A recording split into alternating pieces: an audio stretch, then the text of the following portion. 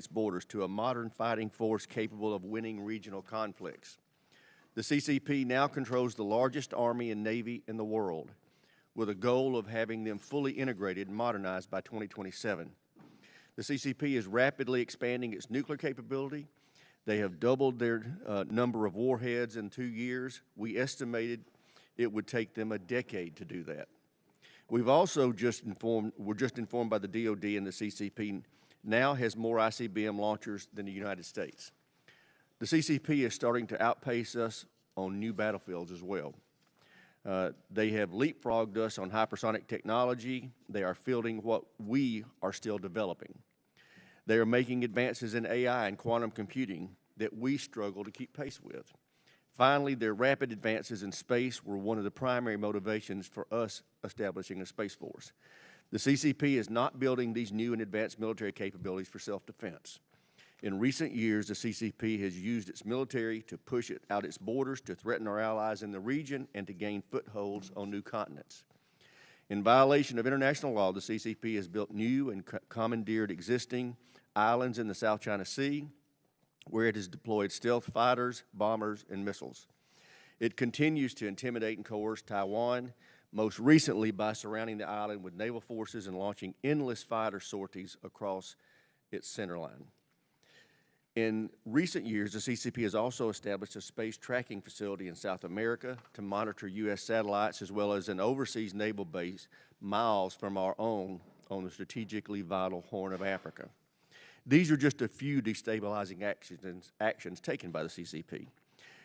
They speak nothing of the CCP's Belt and Road debt trap diplomacy, its illegal harvesting of personal data and intellectual property, its ongoing human rights abuses, and its advanced espionage efforts, the latter of which came into full focus for all Americans last week when the Biden administration allowed a CCP spy balloon to traverse some of our nation's most sensitive military sites.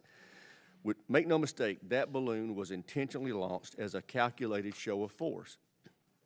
We have to stop being naive about the threat we face from China. We no longer have the luxury of time. We need to act now to get ahead of this threat. We need to make the right investments in the right capabilities to ensure our military can effectively deter and, if necessary, defeat the threat. That will be the focus of this committee, this Congress. I look forward to working with all of you on this effort, and with that, I yield to my friend, the Ranking Member, Mr. Smith. Thank you, Mr. Chairman. I appreciate that, and thank you for making this the first hearing of this session. It is very appropriate, as the last two national security strategies, and as just about everyone acknowledges now, China is the greatest threat that we face to our national security objectives, and the biggest problem that we face as a country. And we need to figure out how to deal with that. And I think you outlined the threat quite well. I will not repeat that, except to say that without question in the last decade, China has decided to try to impose its will on the world and move us in a direction that takes us away from the rules-based international system that the United States and so many other nations are trying to impose. And we must, without question, meet that threat. And part of meeting that threat is also, without question, to deter it militarily, to make sure, basically, that China does not feel that they can succeed by trying to move forward their objectives through the use of their military, certainly in Taiwan, but Taiwan is not the only place that China claims at the moment that we have to worry about whether or not they would use their military to achieve those objectives. We need to build up our military, look very carefully at what China is doing, and make sure that the decisions we're making deter that threat. In fact, that's one of the challenges that I know the chairman and I see the same way. We have to have a modernized military. Cliche, but we can't be fighting the last war. A number of lessons have been learned by the conflict in Ukraine and elsewhere. We need to apply those lessons and make sure that our military is modernized to meet the threats that we face today. And part of that also, I'd be remiss if I didn't mention, success for the U.S., Ukraine, and the coalition in Ukraine is crucial to that deterrence message against China. President Xi is absolutely watching what goes on there. And if President Putin is able to achieve his aims lawlessly and through the use of the military, that will only further embolden President Xi in his objectives in China. But we also have to be aware that this is not only and not even primarily a military struggle. China is trying to expand its influences, as the chairman alluded to, in a number of different ways. We need to use diplomacy and alliances to meet this threat. The U.S. will not be able to deter China on its own. We need our allies, we need our partners across the globe, and the Biden administration very much recognizes that and has done an outstanding job of building up those partnerships and alliances in a number of areas. The AUKUS agreement between Australia, Great Britain, and the U.S. has helped empower our partners there. We have developed the Quad with Japan, Australia, India, and the U.S. also to build up our strengths as partners and alliances, and most recently, the Philippines has allowed us to enhance our military presence in partnership with them in their country, largely because they see the threat from China. They don't want that bully right above them to be able to push them around. They are looking for partnerships and alliances as we move forward to be able to meet that. It's also really important to understand what our objective here is. Our objective is to have a world where China and the U.S. can coexist peacefully. I think it's a dangerous mistake if we think we are somehow going to defeat China, whatever that might mean. They are the second largest economy in the world. They are a large and powerful nation. We need to guide them down a better path. And I want to make this statement 100% clear. War with China is not inevitable. It is not even likely. It is something we must all work to avoid, not to treat as an inevitability. It doesn't have to be that way. Let us use our skills, our diplomacy, and our ability to deter to avoid it. And the last thing I want to say is, as we look at this problem, we need to be careful to separate the Chinese government from the Chinese people, and certainly from the Asian people. In the last couple of years, there has been a massive increase in anti-Asian bigotry and hate in this country. The Asian American population in the U.S. is an incredibly vital part of our country, and also really rather important to the fight to set a different vision for the world than the one China lays out. Let's take on China, but let's remember to respect the Asian American people who are so crucial to what we're doing here in this country. With that, I look forward to testimony. Yes, I want to welcome our witnesses, Dr. Sisson and Admiral Harris. Great to see you both back. Look forward to your testimony. Thank you, Mr. Chairman. Okay. Thank you.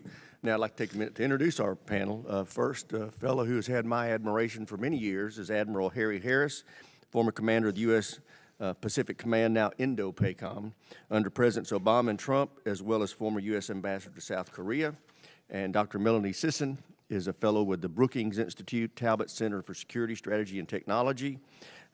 We had Ambassador O'Brien slated to appear, but unfortunately he had an emergent personal matter that he could not be with us today. So Admiral Harris, Dr. Sisson, we look forward to your testimony, and Admiral Harris, we'll start with you. Thank you, Chairman Rogers and Ranking Member Smith and distinguished members. I'm honored to appear again before this committee, this time alongside the esteemed Dr. Melanie Sisson. That your first meeting of the 118th Congress addresses a threat that the United States faces from the People's Republic of China, or PRC, sends a powerful signal to the region. I'm grateful for Congress's passing of the FY23 National Defense Authorization Act, including the embedded Taiwan Enhanced Resilience Act, which increases military aid and security cooperation to that embattled island. There are very few bipartisan issues in Washington these days, but our national concern about the PRC is one of them. The U.S. has enduring national interests in the Indo-Pacific, a region at a precarious crossroad where tangible opportunity meets significant challenge. We find ourselves again in peer competition with adversaries who are developing and deploying cutting-edge weaponry and information disorder to undermine our democracy and defeat us. In 2018, I talked about our challenges: a rogue North Korea, a revisionist PRC, and a revanchist Russia. Over the past 5 years, the situation has worsened, in my opinion, in almost every geostrategic measure. A security environment more complex and more volatile and more dangerous than any that I've seen. We are in what I call the decisive decade. Last fall, the current administration finally released its national security strategy. Though I would use the term adversary rather than competitor, the strategy recognizes that the PRC is the only competitor with both the intent and increasingly the capability to reshape the international order. Now, while the U.S. has partnered well with China on several important fronts, Washington and Beijing fundamentally disagree on how to approach the international order. The PRC does not keep its word, from its treaty with the British on Hong Kong to its human rights abuses against the Uyghurs and others, to its attempts at commercial espionage and its quest to intimidate, isolate, and ultimately dominate Taiwan. The PRC's aggression in the South China Sea continues unabated, despite the 2016 Permanent Court of Arbitration's ruling that invalidated China's ridiculous 9-line claim and unprecedented land reclamations. Beijing's actions are coordinated, methodical, and strategic, using its military and economic power to erode the free and open international seas. Last week's spy balloon drama playing out on the doorstep of the Secretary of State's planned visit to Beijing typifies PRC bad behavior and disregard for international norms. That Beijing would claim that the incursion over sovereign American airspace was innocuous and unattended beggars the imagination. China's considerable military buildup could soon challenge the U.S. across almost every domain. Now, while some might say that PRC is already there, I'm not one of them, yet. However, the PRC is making significant advances in missile systems, including hypersonics, fifth-generation fighters, a blue water navy, and the next wave of technologies, including artificial intelligence and advanced space and cyber. Geopolitically, Beijing seeks to supplant the United States as a security partner of choice for countries not only in the Indo-Pacific, but globally. The U.S. makes it clear that we reject foreign policy based on leverage and dominance. We encourage every country to work in its own interest to protect its own sovereignty. And we must work in our own enlightened self-interest to develop our own reliable sources of rare earths, pharmaceuticals, and chemicals essential for weaponeering, independent of the PRC. Former Deputy National Security Advisor Nadia Shadlow wrote last year that the PRC is, quote, the sole source or primary source supplier for a number of critical energetics materials, unquote. And by energetics, she's referring to those materials that are used for explosives and propellants, from bullets to artillery to missiles. We find ourselves sailing into rocks and shoals, to use a nautical analogy. We must invest and innovate to right the errant course that we're on. Otherwise, the joint force will struggle to compete with the People's Liberation Army on future battlefields. Now, I note that the current administration's fundamental understanding of the PRC is consistent with its predecessor, as my esteemed colleague knows well. The Secretary of State testified that the previous administration's tougher approach is right, that what's happening in Xinjiang is genocide, and the democracy is being trampled in Hong Kong. The Secretary of Defense testified that he's focused on the threat posed by the PRC, and he promised strong support for Taiwan. Look, Taiwan is democratic, an idea factory, and a global force for good. Just last week, the Cato Institute called Taiwan the freest country in East Asia, ahead of Japan, ahead of South Korea. I've called for ending the almost 44-year U.S. policy of strategic ambiguity in favor of strategic clarity. I also believe that we should ink a bilateral free trade agreement with Taipei as soon as possible. The new Indo-Pacific strategy calls for an environment whereby Taiwan's future is determined peacefully by its own people. What a concept. My successor at Indo-Pacific Command testified before Congress in 2021 that the PRC could invade Taiwan in 6 years. That's 2027. We ignore Admiral Davidson's warning at our peril. The PRC's intent is crystal clear. Maya Angelou once said that when someone shows you who they are, believe them the first time. Well, Xi Jinping has showed us his intent regarding Taiwan time and time again, and shame on us if we ignore him. We must not allow the PRC to dictate America's Taiwan policy. Indeed, I'm worried about the trajectory of the PRC's body politic. Former Australian Prime Minister Kevin Rudd recently wrote that last October's 20th Party Congress, quote, is an era-defining event, cementing Xi Jinping as China's paramount leader, solidifying the country's turn to the state and away from the market, and officially underscoring the primacy of Marxism-Leninism, unquote. In other words, Deng Xiaoping is dead in more ways than one. Mr. Chairman, while challenges to our interests in the Indo-Pacific, especially from the PRC, are real, I believe that America's resolve is powerful and steadfast. I thank you and this committee and the whole Congress for your enduring support to Indo-PACOM, to our armed forces, and our diplomatic corps. Thank you, and I look forward to your questions. Thank you, Admiral. Thank you, and Madam Dr. Sisson, you're recognized. Chairman Rogers, Ranking Member Smith, and members of the committee, thank you for inviting me here today to support your efforts to assess and to respond to the threat of the Chinese Communist Party to U.S. national defense. Under the rule of the CCP, the People's Republic of China is seeking to expand its influence culturally, economically, politically, and militarily. It has used illicit and illegal means to advantage its economy. It has been obstructionist in multilateral organizations and on critical transnational issues such as climate and health. And it has not only improved the capabilities of its armed forces, the People's Liberation Army, but also has used those forces to advance discredited territorial and resource claims and to threaten and intimidate its neighbors. Advances in the capabilities of the PLA, together with the CCP's long-standing interest in unification with the democratically self-governing island of Taiwan, has energized concern about China's near-term intentions toward the island and about the role of the United States in cross-strait relations. Since 1979, the United States has adopted a constellation of official positions, together known as the One China policy, that allow us to acknowledge but not to accept China's perspective that there is one China and that Taiwan is part of China. Under the One China policy, the United States has developed robust unofficial relations with the government and people of Taiwan, consistent with our interest in preserving peace and stability in the Taiwan Strait. U.S. policy is guided by an interest in ensuring cross-strait disputes are resolved peacefully and in a manner that reflects the will of Taiwan's people. This has required the United States to deter Taiwan from declaring independence and also to deter the CCP from attempting unification by force. The 40-year success of this strategy of dual deterrence rests upon the unwillingness of the United States to provide either an unconditional commitment to Taipei that it will come to its defense militarily, or an unconditional commitment to Beijing that we will not. The U.S. national security interest in the status of Taiwan remains that the CCP and the people of Taiwan resolve the island's political status peacefully.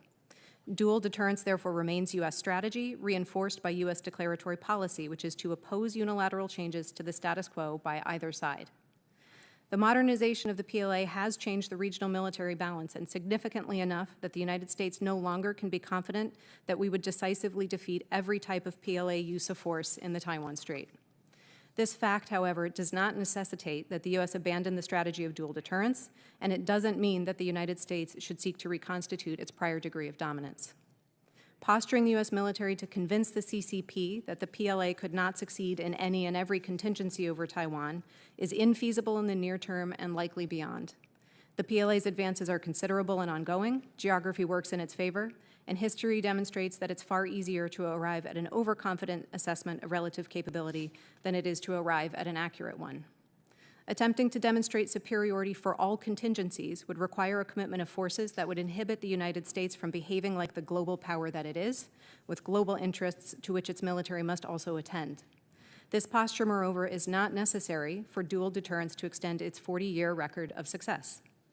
We can instead encourage the government of Taiwan to adopt a defense concept that forces the PLA into suboptimal strategies and increases the battle damage Beijing would have to anticipate and accept. The CCP should also be reminded that in addition to retaining the option of direct U.S. military engagement, U.S. military superiority in the Persian Gulf and Indian Ocean allows us to threaten the maritime shipping upon which China depends for access to energy, global markets, and supply chains. The inevitable damage a use of force would cause to the global economy and the imposition of sanctions and restricted access to critical inputs needed to sustain China's economic development and the quality of life of its people, moreover, would certainly compound China's losses. The CCP should have no illusion, however, that it can inflict a first strike on the United States that prevents us from joining in the defense of Taiwan. Militarily, this will require the armed services to develop concepts of operation that maximize the effects of dispersal, mobility, and localized decision-making, and to make investments in the portable and expendable assets that those concepts required. Uncrewed systems that launch sensors and anti-ship missiles, for example, without the need for runways that are difficult to defend. DoD must also prioritize improving the resilience of its command, control, and communication systems against disabling electronic and cyber attacks. These and related measures will position the United States not only to implement its strategy of dual deterrence in the Taiwan Strait, but also will prepare us to detect and respond to Chinese incrementalism throughout the Western Pacific and beyond. Plentiful surveillance, resilient command and control, and small situationally aware mobile deployments are necessary for the armed forces to minimize opportunities for the PLA to engage in unlawful and coercive actions and to deny it gains when it does. The U.S.-China contest is definitionally strategic. Its outcome will be determined by the respective abilities of the CCP and the government of the United States to marshal all instruments of national power and to deploy them in a comprehensive, well-executed grand strategy. It's therefore essential that Congress ensures DoD is equipped in concept and in capability to deter PLA aggression regionally and also to shape and constrain the geopolitical conditions within which the CCP pursues its objectives globally. I look forward to discussing these important issues with you. Thank you, Dr. Sisson. One of the many things I liked about the Chairman Smith when he served as Chairman Smith was his rigorous enforcement of the 5-minute rule. I think that that's the only way we can show respect for our colleagues. So understand, I will be following the mold set by Adam Smith when I tell you your time is up. But I'll know this, it's going to apply to me and the ranking member as well. We're going to put ourselves on 5-minute clock. With that, I recognize myself for a couple of questions. Recently, we've heard from military leaders that we could have a U.S. conflict with China in the near future. My question is, what do we need to be doing to prepare for that, assuming that that assessment is correct, that we could have a near-term conflict? Admiral, what do you think? Thanks, sir, for the question. My colleagues in uniform have given a couple of different timelines. Admiral Davidson, the Davidson window is 2027. I talked about it in my remarks. General Minihan just last week said 2025. I think the most important thing is less the specific date than the fact that our military is committed to defending the United States whenever an attack happens, whenever they're called upon. And I think that Admiral Aquilino, who's the current Indo-PACOM commander, is doing just that. You know, he's developed this concept called see, blind, and kill. You know, see the enemy, blind the enemy, and then kill the enemy. And he's working on that with expeditious need, because his requirement is really what we've said all along about the Indo-Pacific, and I'm sure the other combatant commanders would say the same thing. Their job is to defend and be ready to fight tonight, not in 2025 or 2027 or 2030 or whenever those hypothetical dates are thrown out there. Great. Dr. Sisson? Thank you. Representative, first I would say I agree with Admiral Harris in terms of the responsibility of the services to be prepared always for those sorts of unfortunate events.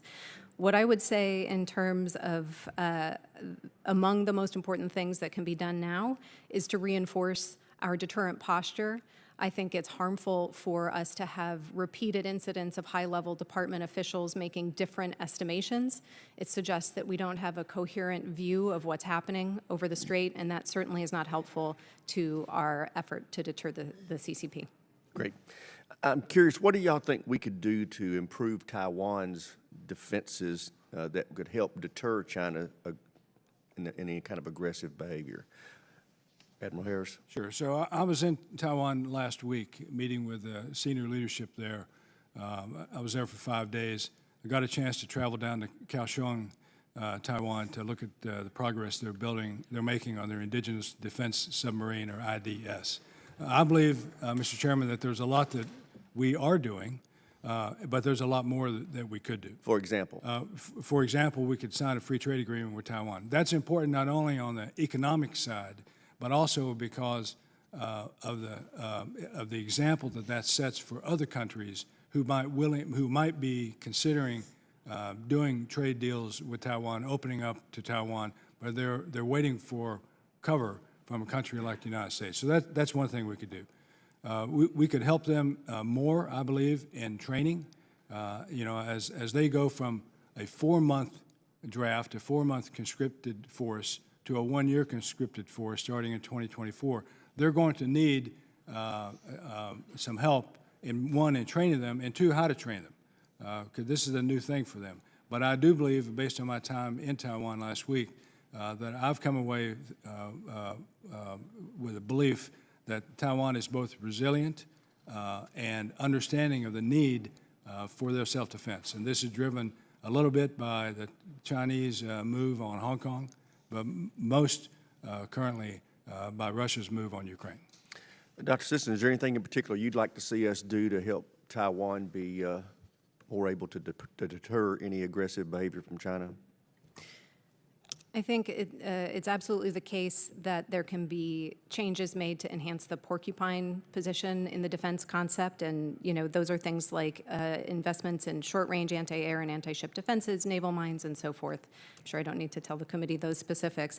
The Admiral raises the other good point that it is essential, and one of the lessons that we've absolutely learned from Ukraine, that the people of Taiwan will need to be prepared to be resilient in the event of a blockade, for example, and ready to engage in any prolonged and intensive resistance to invasion and occupation. That preparation, visible preparation, can serve as a deterrent.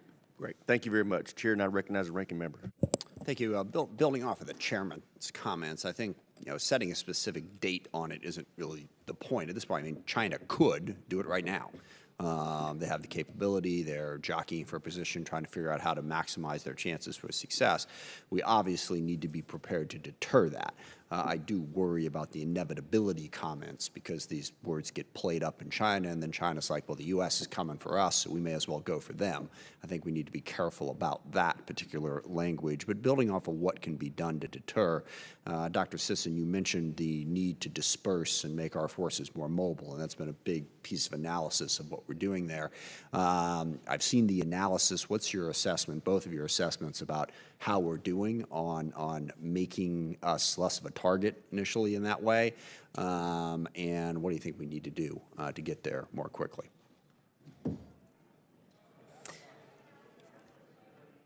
I think that we're making good progress.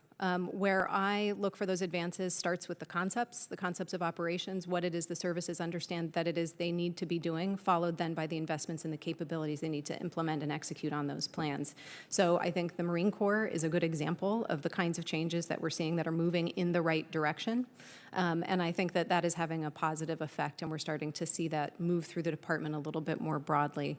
We need to be thinking about resilience. We need to be thinking about how we're working with AI-enabled capabilities and autonomy, including in surveillance and getting information right up to what we call the tactical edge. And I see the department working in those directions very much. Thank you, Admiral. Thanks, sir. I think that, among other things, we need to understand more fully the PRC, the Chinese surveillance capabilities and systems. Shooting down that drone and then recovering the parts over the Atlantic, I think, is very helpful in that regard. General Van Herk, the NORAD Northcom commander, spoke yesterday about what he called a domain gap in his ability to understand the China's balloons that they've sent forward across the United States over the past several years. So that ought to concern all of us, and so I think getting these parts of this balloon together and understanding their surveillance will help. It's hard to disperse a fixed airfield, and I'm speaking a little parochially since I'm from the Navy, and that's why development of aircraft carriers is so important.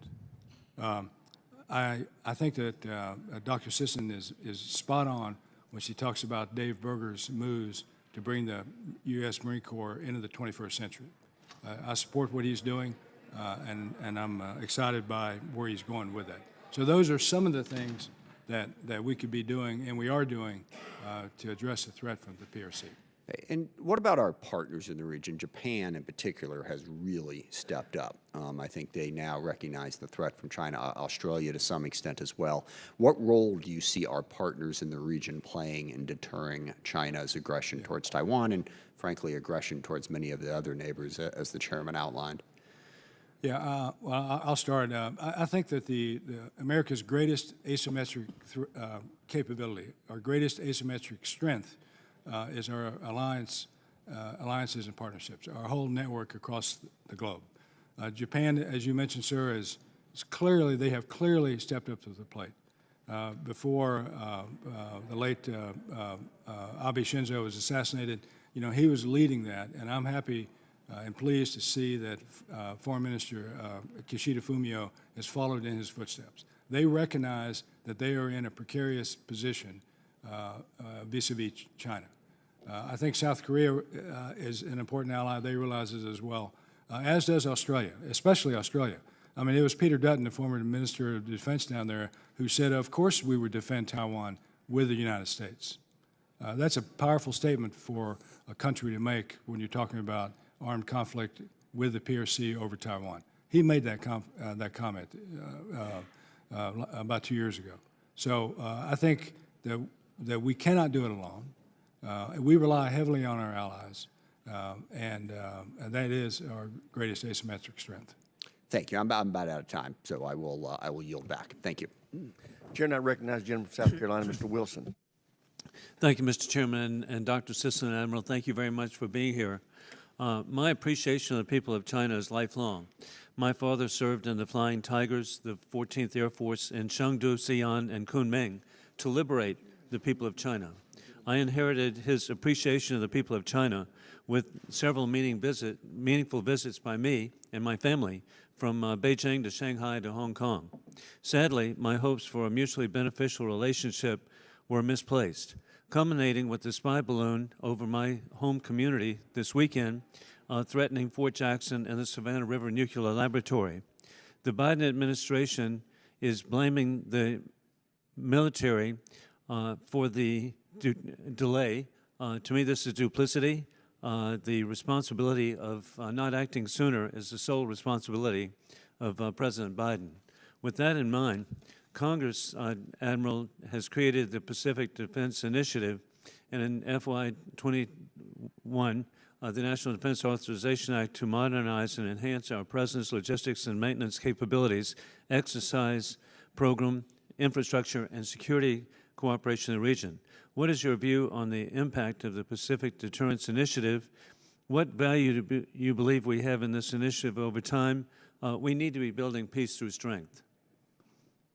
Yeah, a great question, sir. I support it completely, the Pacific Defense Initiative. I wasn't good enough when I was the PACOM commander to convince all of you to buy into that. Admiral Davidson is far more eloquent than I am, and he was able to convince the right folks that that is an important thing. Indo-PACOM needs that initiative in order to have the funds to do the things that it needs to do in the far reaches of the Pacific, not only in terms of our allies like the Philippines, but especially part of America in Guam and ballistic missile defense, which can now be funded to a better rate because of the Pacific Defense and Deterrence Initiative. And I'm really grateful that you mentioned Indo-PACOM. It was President Trump that added Indo to show the appreciation and importance of India and what opportunities we have to be working with that country and how their own capabilities, they do not need to be reliant on Russian military equipment. We have an extraordinary country of 1.4 billion people who can make their own. With that in mind, it is bipartisan that there's an understanding we are in a worldwide competition of democracies with rule of law, opposed by autocracies with rule of gun.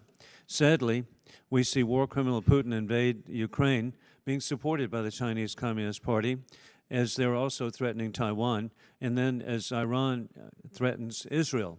With that in mind, it's so important that Ukraine achieve victory to reduce the potential of a wider war. With that in mind, Dr. Sisson, the combination of China's desire to expand its influence, the U.S. to maintain its own influence, Taiwan's international aspiration roles in the global economy make the island status an especially contentious issue, threatening Korea, Japan, all the way to Australia. It is bipartisan that the United States understands how important it is to maintain a constructive role to prevent a cross-border conflict. What can be further done to avoid a conflict? Representative, that's exactly right and well put. The most important thing I think that we can do conceptually right now is to remember that Taiwan is not the crucible for great power competition, that China's ambitions are strategic and they are global as are ours, and the best thing that we can do is treat it as such.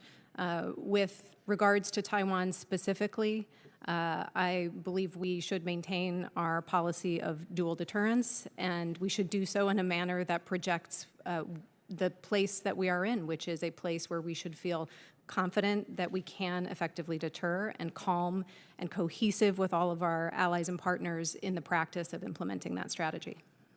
And indeed, I'm looking with the leadership, Adam Smith, others, bipartisan, working together and encouraging the administration. There's been a delay in providing proper defensive munitions to the people of Taiwan, and this needs to be bipartisan to indeed create an Asian porcupine so that we can have peace through strength. Thank you, and I yield back. Chair now recognizes the gentleman from Connecticut, Mr. Courtney. Thank you, Mr. Chairman, and thank you to both witnesses for your thoughtful testimony today. Admiral Harris, on September 15, 2021, President Biden announced the new AUKUS security agreement, Australia, U.S., and U.K., which seems perfectly aligned with the comments you just made a moment ago, which are on page 5 of your testimony, that, quote, America's single asymmetric strength is our network of security alliances and partnerships. David Ignatius, the veteran journalist at Washington Post, described AUKUS as, quote, the most important strategic move in decades. As someone who served as commander in Indo-Pacific, can you describe the strategic importance of AUKUS, in particular providing Australia with nuclear technology to have nuclear-powered submarine force as it relates to the priority of building regional partnership capacity in the Indo-Pacific? Thanks, Congressman. AUKUS is supremely important.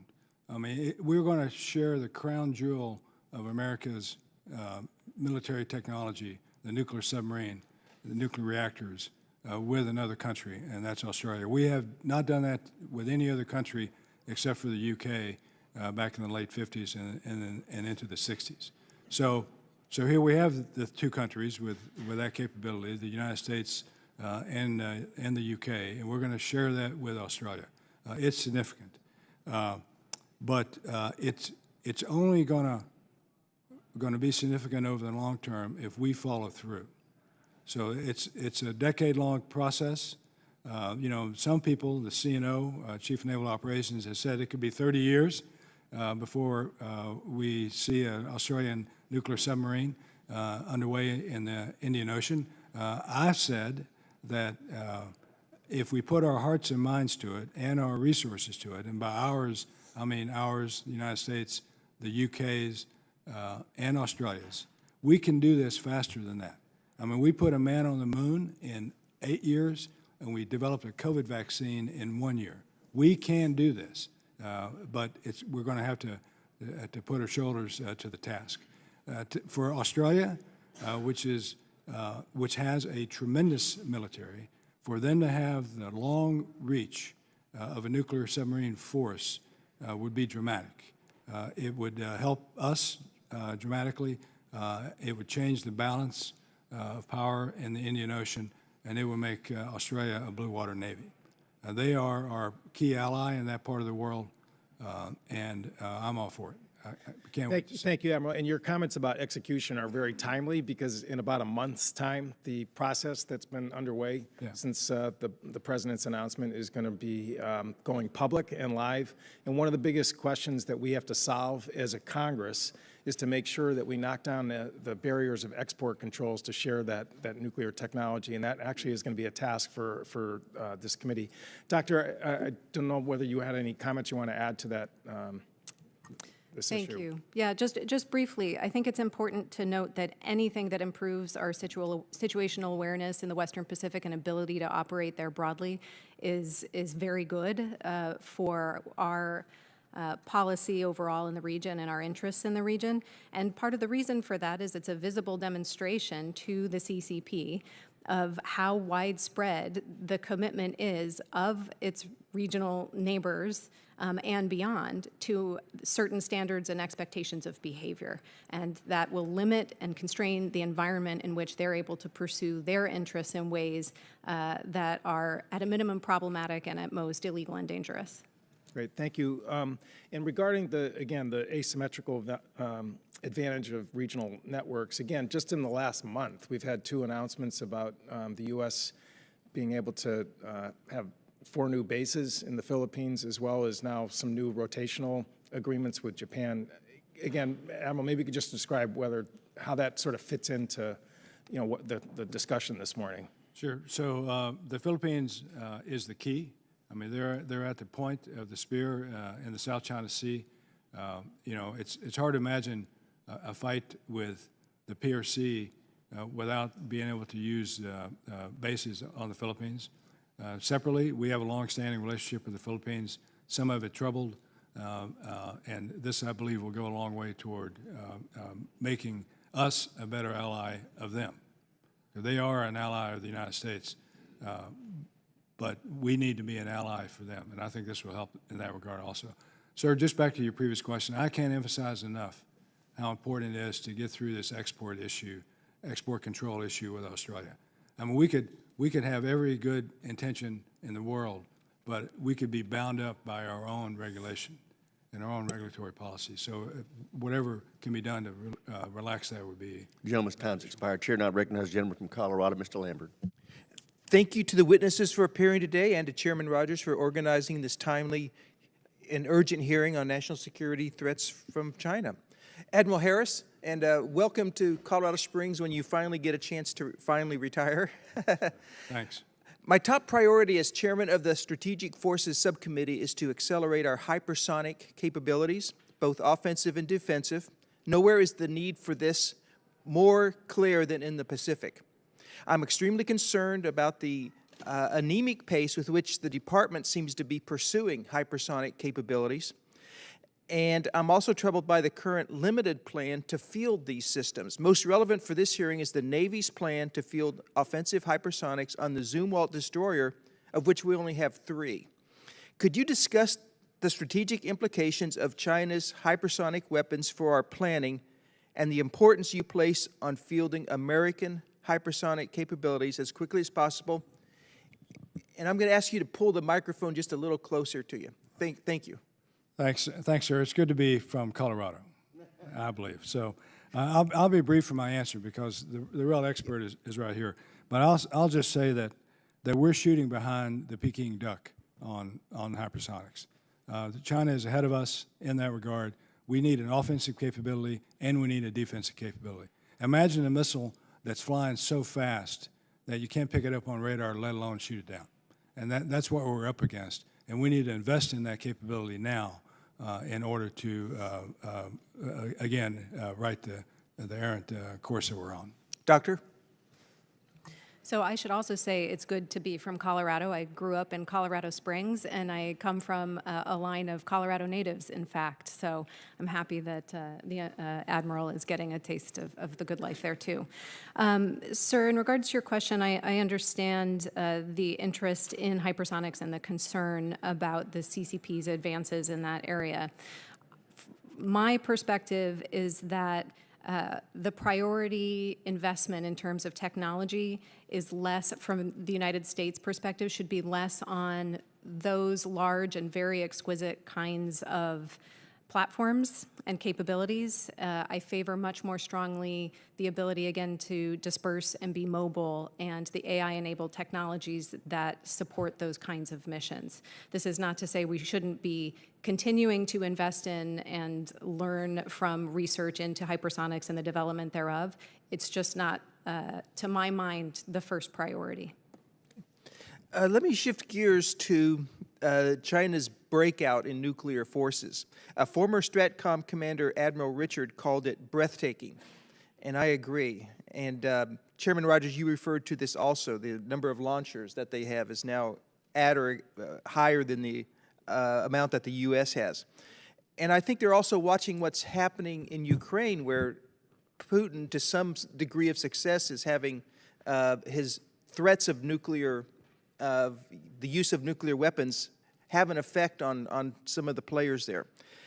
How do you assess that China's nuclear buildup fits into its strategy to attain what they call national rejuvenation? And this is for both of you. Thank you. So I believe that their nuclear force breakout, if you will, is part and parcel of what they believe their overall intent is. You know, they want to overcome this 100 Years of Humiliation, Peace, and their dream of national rejuvenation by 2049, the 100th anniversary of the modern PRC, will be enhanced by their nuclear capability. 2027, the Davidson window, if you will, that's the 100th year of the PLA, the People's Liberation Army. So that's another important milestone. And it behooves us to modernize our nuclear arsenal as well so that we keep up. We never want to create a situation whereby China or any other country can envision a successful first strike. Doctor? Thank you, Representative. I think the Admiral is correct that there is a status element involved in the expansion of the PRC's nuclear capabilities. I think it's also a response to their perceptions of a more threatening international environment. I also agree with the Admiral that we need to be attentive to modernization of our triad, and yet we can be confident that we still retain vast stocks far in excess of what the CCP's ambitions suggest that they will be able to achieve in the near term. Thank you. Chair, now recognize the gentleman from New Jersey, Mr. Norcross, for 5 minutes. Thank you, Chairman.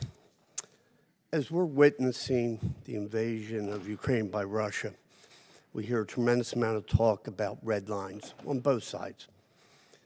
The one thing that we certainly continue to have is that top-level discussion and understanding of where those red lines are and what can happen in the event that there is a breach before we go out to a more wider war. Let's look at China right now. You have each talked about the breakout times, 25, 27, but heightened awareness of what is taking place in that area of our globe. How do we avoid miscalculation at this point when our relations are not the same with China? Dr. Session? Thank you, Representative, for your concern and miscalculation. I think it is one of the most serious risks in our relationship with China right now, as evidenced by, in fact, the spy balloon incident recently. I think that the way that we can minimize those risks is to engage in as many high-level conversations with the government of the PRC as we can. I think it's a shame that Secretary Blinken's trip was canceled because we need those high-level contacts. It would have been an opportunity to discuss crisis management, for example, in addition to being able to press the CCP on their other such problematic behaviors worldwide. Admiral Harris, you've been I'll on just the front add lines. a little bit to what Dr. Sisson has said and emphasize that diplomats and diplomacy matter in the 21st century. It is a shame that the Secretary of State's visit was canceled or postponed. It is indicative of China's tone-deaf behavior that even on the eve of his visit, they would have this balloon travel across the United States. They claimed that it was it's a weather balloon that went off course, yet they didn't tell us that it was going off course until we discovered it. So, I mean, it just, again, it beggars imagination what they're saying over there. So I do think that diplomacy matters. At the height of the Cold War, we should never forget that we maintained diplomatic relations with the Soviet Union, even in those dark days of the 60s and 70s. So I hope that we get back on some diplomatic footing with the PRC. It's important in both countries that we do so. Thank you. I yield back. Chair now recognizes the gentleman from Virginia, Mr. Whitman, for 5 minutes. Thank you, Mr. Chairman. I'd like to thank our witnesses for joining us today. If we watched this past weekend, we really shouldn't be shocked that the CCP had taken the brazen effort to fly a spy balloon over the United States. We've seen behavior by the CCP, purchase of agricultural lands, purchase of strategic lands around military bases. We look too at their recruiting of intellectual capacity from the United States to China. We see too the incredible importation of illicit fentanyl here to the United States and the havoc that it's wreaked on our communities. This committee understands very clearly both the near, medium, and long-term effects of Chinese aggression. The challenge for us is to figure out what do we do in a timely way that matches the capability and capacity that China is building right now. I believe that our force structure as we have it today is misaligned to the challenges that are not only in front of us, but that are emerging from China. Admiral Harris, I wanted to get your thought on critical weapon systems for the United States. In your experience in the Indo-Pacific AOR, and your understanding of Beijing's strategic intent, you said in your opening statement you've seen things morphed in the past 5 years to a much more aggressive stance and an increased capability. Do you think the Department of Defense and their planning and budgeting is doing so in such a way that addresses the near-term threat from Beijing? Thanks, Congressman. I think so to the degree that we all have to realize that, you know, the ships that we're building today, for example, are going to be around for 30 or 40 years. You know, the ships and the airplanes and the tanks or whatever that we use to fight the PRC have been extant now for a decade or longer. So these things take time to build, and they take time to field and to train for it. So we have the military that we have that we're going to use to defend America against the PRC or any other threat. We have it. Whether it could have been better, whether different ships could have been built or whatever, it is what it is, and that's the force that we have. That said, I'm pleased with some of the improvements that I've read about, shipbuilding in the Navy, for example, with the new frigates that are coming online, the new aircraft carriers that are coming online, and all of that. It takes a long time, and for some reason, I couldn't understand it when I was in uniform either. It seems to take longer than it should to develop and field a new weapons system. I do think that the most important capability that we have to get right is a nuclear deterrent. That's the first thing. It's also the most important, most expensive thing. Well, Admiral Harris, I think you hit the nail on the head. I think the speed of relevance is critical today. We cannot take years to develop, whether it's software or advanced weapon systems, whatever it may be. It has to be months. And unfortunately, the history shows us recently that that's not the case. We see 2 years for the Navy to make a decision on the next generation jamming efforts. We see 2 years to work through the FA-18F's production, totaling about 20 jets.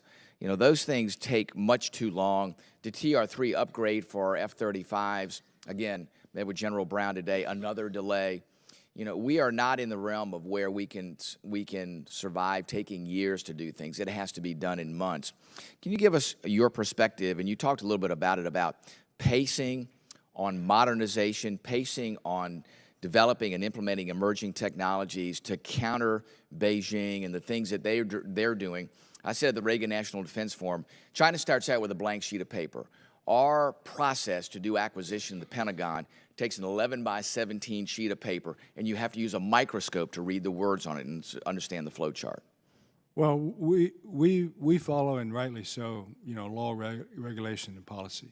The PRC is able to insert themselves in the middle of our long acquisition cycle through theft and cyber espionage. Yeah. So they get a jump on us because they're not bound by our laws, regulation, and policy. I do believe that if we're serious about China, our entire country needs to move faster, as you said. Yeah, very good. Dr. Sisson? Just quickly, Representative, I don't worry about lethality for the U.S. military right now. I worry about resilience. And so if we're going to accelerate development in any particular area, that's where I would go first. Very good. Thank you, Mr. Chairman.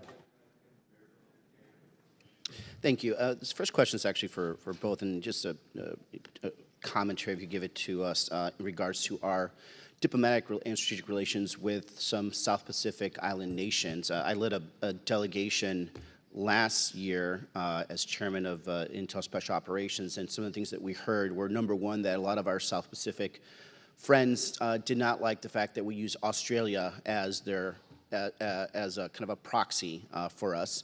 And number two, that they are fearing more and more and feeling more and more Chinese exertion of power. And also, we could comment, I think it was Fiji that has really started leaning even further towards China, because this is also a this is a game of space, and the closer we could get to China, the more we can deter them, and the further they could get to us, the more they can deter us. So I'd love to hear your what you guys are thinking or feeling about our relations down there. Well, I'll begin, Representative, by saying that I'm a strategist who studies deterrence primarily, and so I'm not going to be the most sensitive observer or most nuanced analyst of the full spectrum of regional dynamics. But what I will say is it's very clear that the nations in the region are increasingly uncomfortable with China's behaviors, and that they are looking to the United States and our partners and allies broadly to help them carve out the space that they need to do their primary job, which is to take care of the interests of their countries and their people. Yep. Admiral Harris, and as former ambassador to Australia, I believe, is that correct? I beg your pardon? And as former ambassador to Australia, or is it just South Korea? No, I wished I was. Right, I think we But nominated you. I was nominated. Yeah, we nominated you, but then we moved you over. Yeah, But I don't know if you have any I input love on my this. time in South Korea. Yeah. And at the same time, I was disappointed I didn't go to. Right. So are we. But I don't know if you have any, diplomatic insight, enough? any insight into our relations in the South Pacific. Yeah, so where we are in the South Pacific, I believe, is an outcome of some very bad decisions that we made in the 1990s or so. For example, we made a decision to shut down the embassy in the Solomons. And we should not be surprised in 2023 or 2022 that China moved into that vacuum in a big way and inked a defense relationship with the Solomons. You know, I was in Fiji last year, and the American embassy in Fiji is responsible for 5 islands, 5 independent countries that the ambassador there is accredited to. That is a mistake. It's probably a budget-driven mistake that we need to fix, and we are fixing. The U.S. is going to re-stand up our embassy in the Solomons, and we're going to put at least one other embassy in that area of 5 countries that the American embassy in Fiji is responsible for. Separately but related, we're doing the same thing in Maldives. Maldives right now is covered by the ambassador and the embassy in Sri Lanka. We're standing up an independent, separate embassy in the Maldives. We need to do more of this. Yep. Because, again, I hate to go back to what I keep saying, but diplomacy and diplomats matter. I came to that realization late in my life, but I hope to be able to influence. Thank you, Admiral. And I will say, from our travels, and we went to Palau, Papua New Guinea, Philippines, we did hear that we needed to exert our, our diplomatic initiatives stronger in that area. Dr. Sisson, on the topic of Taiwan, you write that you want to encourage the government of Taiwan to adopt a defensive concept that forces the PLA into suboptimal strategies. Could you describe in greater detail that defense concept you have in mind?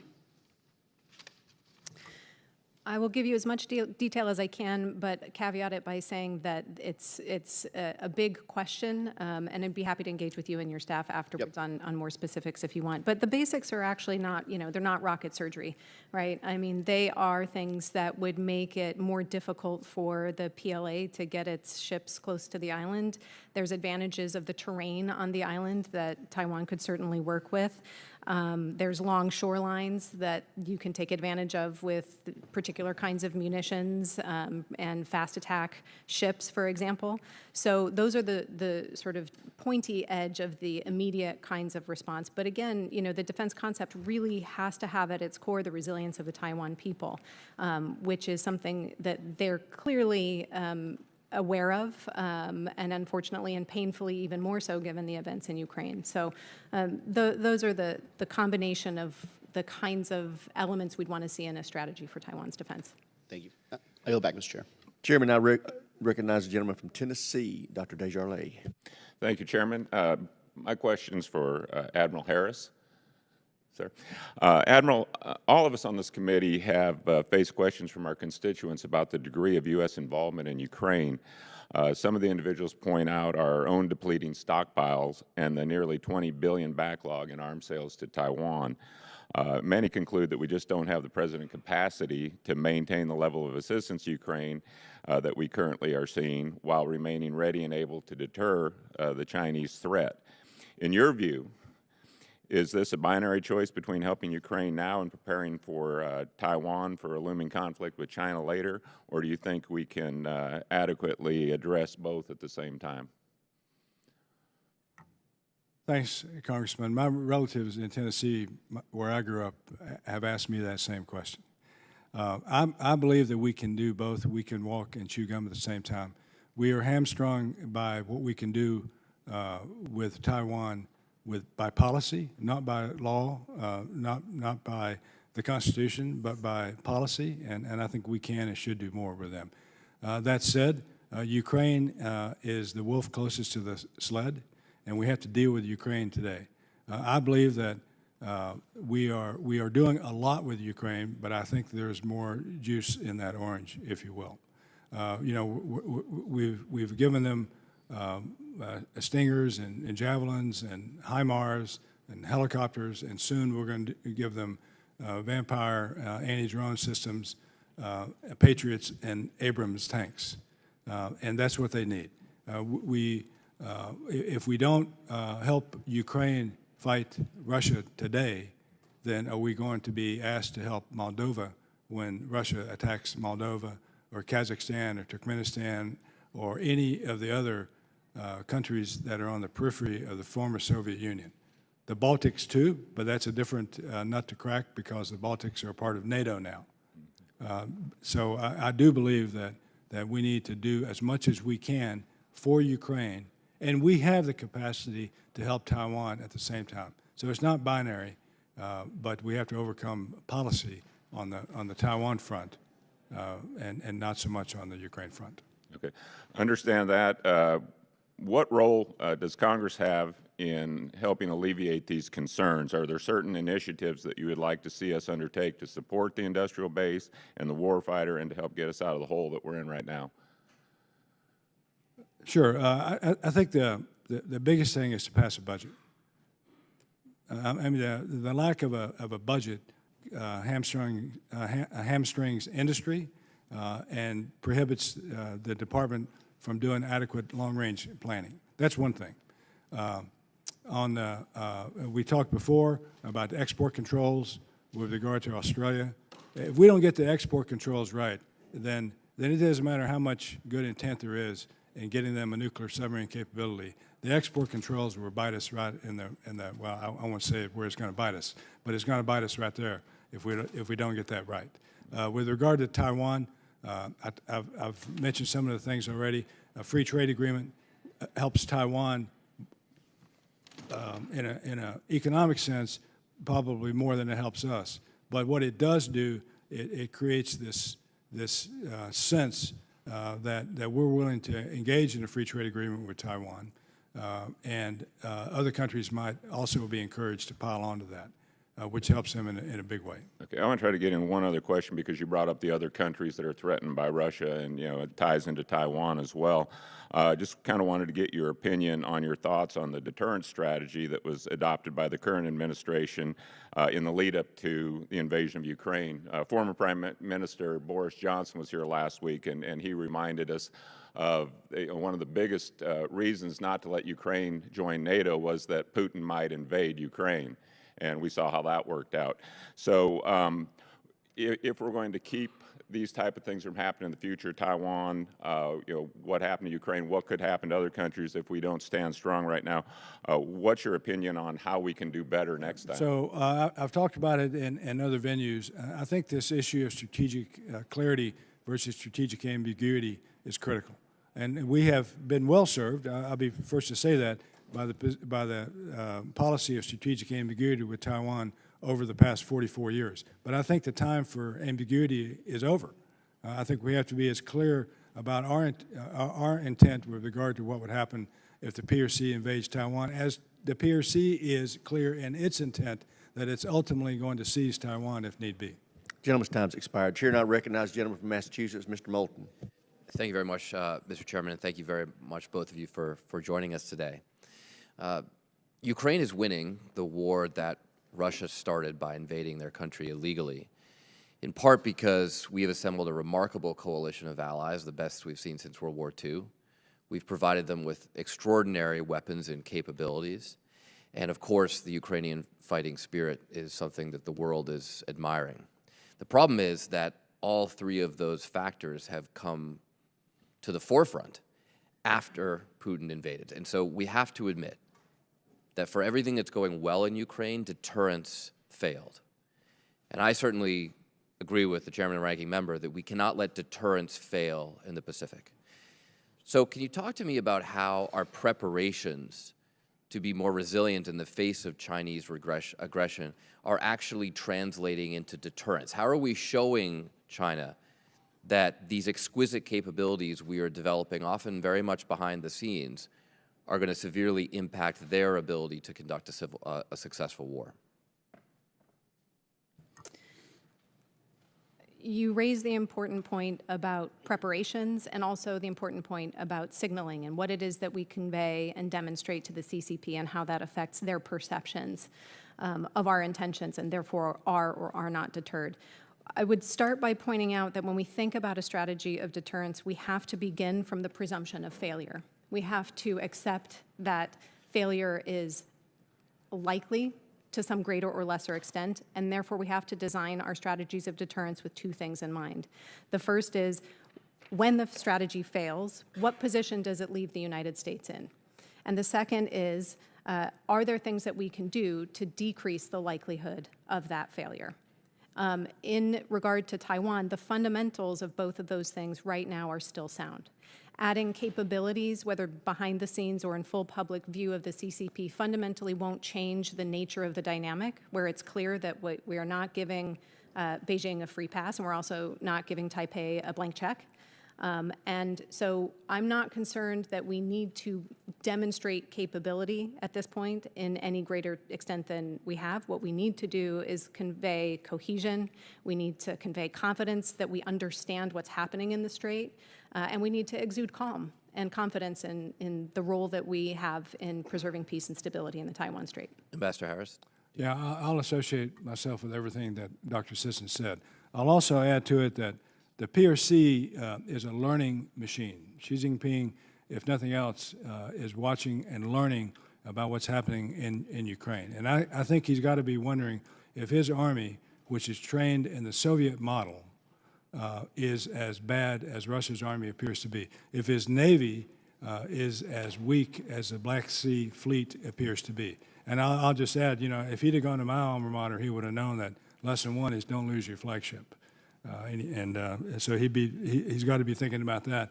And he's got to be thinking if his generals are as bad as the Russian generals want to be. Thank you very much. Let me get a second question here.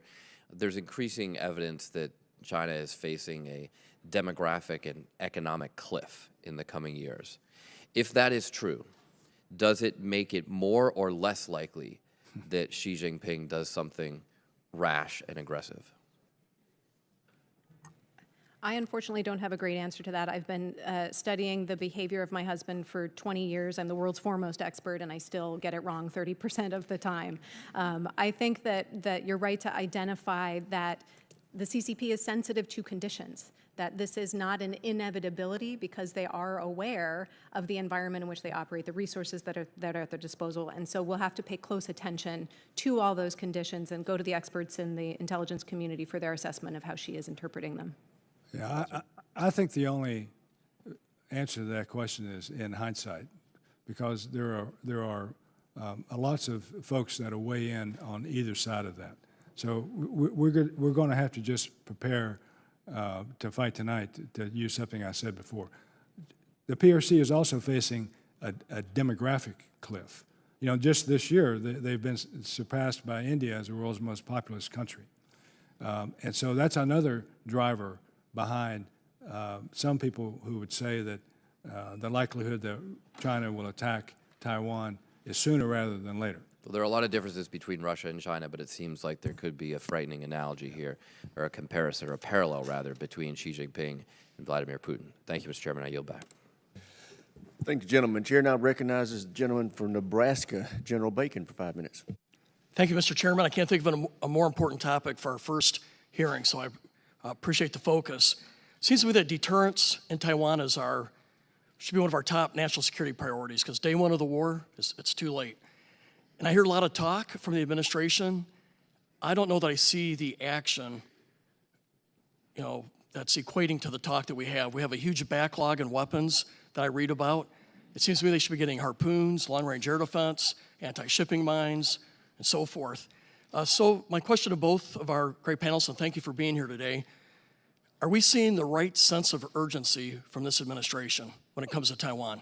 Admiral Harris, you first, please. Yeah, I don't want to get into the business of discussing this administration's view as opposed to the last administration's or any others. I'll just observe that over the course of the last 20 or 30 years, we have not done enough for Taiwan writ large across all administrations. We have not done enough given the threat that Taiwan faces, and given the fact that we have put Taiwan in this place. And we're seeing the PRC systematically attack Taiwan's foreign relations, such that their list of countries that recognize them is dwindling.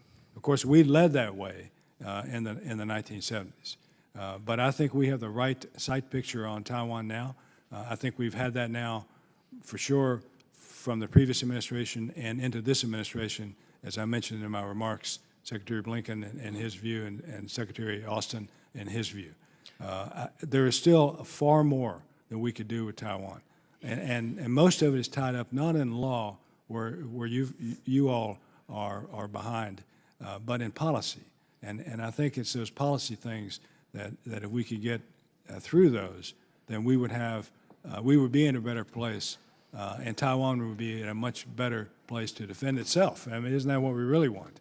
We want them to fight and die for their country, not us to fight and die for their country. I want to give Dr. Sisson a chance. So I just want to say we have billions and billions of dollars in backlog weapons, and there's a lot of these policy discussions, but the actions are not going on that we need to see. Dr. Sisson. I think we do need to move with seriousness, but not in a way that's overreactive. We don't want to heighten tensions by over-militarizing the way in which that we engage with Taiwan right now. I think the Admiral is correct to point out that there are any number of important other ways that we can support Taiwan in the international system that are very important to deterrence. Okay. Thank you. And I heard the same thing for the administration when it came to Ukraine, though. They didn't want to provoke Russia. So I would rather move with expediency to give Taiwan what they need to defend themselves. My second question is, I think we need a more holistic policy when it comes to China. There's a lot of different aspects to our policy, whether it's predatory trade, the theft of our technology, the genocide with the Uyghurs, the denial of democracy in Hong Kong, the threat to Taiwan, the buying of access in our institutions in America. We need a comprehensive policy that looks at all of this. Is it your view that we right now have a comprehensive policy with China? Admiral Harris. Yeah, thanks. I don't think we have that comprehensive policy, but I think we're much further along now in 2023 than we have ever been. I used to talk about during the Cold War with the Soviet Union, almost every branch of the U.S. government understood that the Soviet Union was the threat. I used to joke, even a park ranger, Smokey the Bear would tell you that the Soviets were the bad guys. We didn't have that comprehensive, unified view of the PRC.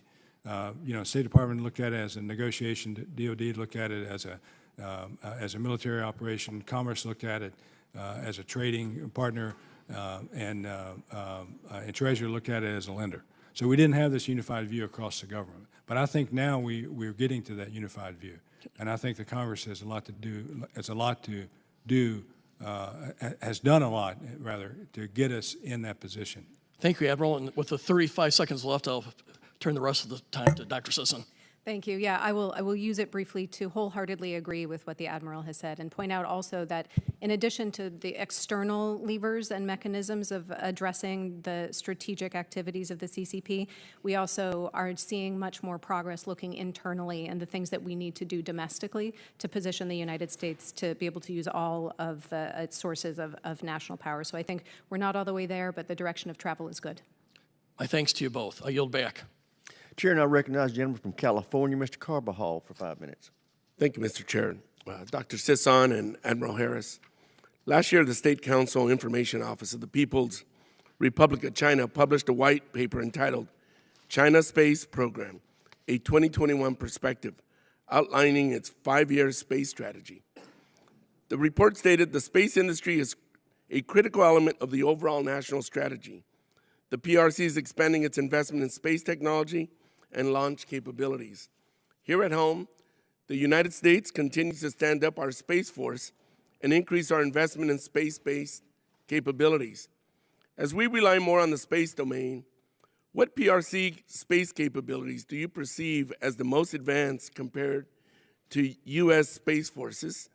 And is there a platform or technology in the space domain that the United States should be more focused on as we further analyze what the PRC plans to invest in?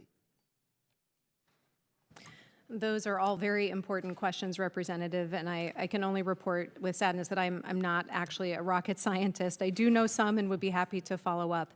Broadly speaking, what I would say is that when we think about the space domain, we have to think about resilience, and we have to think about defending those systems of not just obvious physical attacks, but incursions through cyber domains. Admiral? Yeah, thanks for the question. I'll note that when I was in uniform, I did not support the idea of a separate space service. But since then, I've come to realize that without a separate space service, we will not do what needs to be done to maintain our supremacy in space. We are challenged in space by the Russians and the Chinese. And we need to up our game, if you will, and I think the Space Force is critical to that, and I'm a believer in it completely. And one of the things that I hope that we wean ourselves from is our reliance on Soviet rocket or Russian rockets. Sorry, it's a little Cold War slipping out there. On Russian rockets for our manned space programs. So I'm looking forward to seeing our own rockets sending American women and men to the moon and beyond. Thank you. My colleague, House Republicans, have started this Congress very focused on China and strategic competition with the CCP. This committee understandably focuses on the People's Liberation Army. But I think we're missing a part of this conversation and the strategic competition conversation broadly. To truly compete with China, we must invest in ourselves and in our people to boost the economy and our American talent. Even in former President Trump's national security strategy, one of the main components is, quote, promoting American prosperity, end quote, and explicitly noting the United States must preserve our lead in research and technology. How should we do that?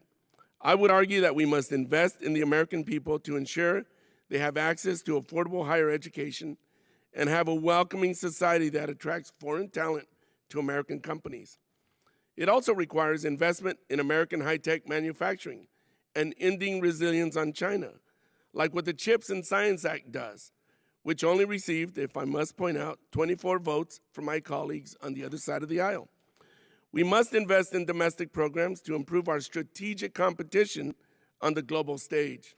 It's not just about purchasing more weapons. Dr. Sisson, what is your experience in writing about artificial intelligence and machine learning? How important is having an educated, qualified workforce to conduct the research of this emerging technology?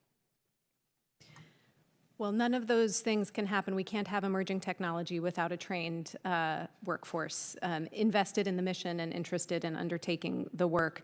I think your emphasis on artificial intelligence is particularly apt when we think about the strategic competition with China. There certainly are and will continue to be military applications of artificial intelligence in the defense enterprise. Really, when I think about the competition over artificial intelligence, it's beyond that. It's about a competition to to see where the discoveries that help human health, wealth, and well-being worldwide happen and how they get distributed. And I very much would like to see the where be here and how be based on our values and principles and not those of the CCP. All of that will require, as you note, concerted investment in the sources of human talent that are the ones that innovate those technologies in the first place. Thank you. I'm out of time. I yield back, Mr. Chair. Chair recognizes Mr. Gates for 5 minutes. Admiral Harris, it's great to have you back before the committee. Few people know China's capabilities like you do. When you saw this balloon traversing the continent of North America, what concerned you most? Yeah, thanks, Congressman. Good to see you again. Well, I mean, the most concern was what was it doing and what information is it getting, and is it itself dangerous? I mean, we don't know. I mean, General Van Herk talked about the possibility that there were explosives on the balloon and all of that. General Hertling talked about whether the balloon was sent up as a ploy to see what we would do. And I think that your comments about it, in the media at least, were some of the best that I read. And that is, would shooting it down give China a sort of pretext for them to do the same thing? We just don't know at the time that it happened. Fortunately, we had time because, I mean, let's face it, it's a balloon.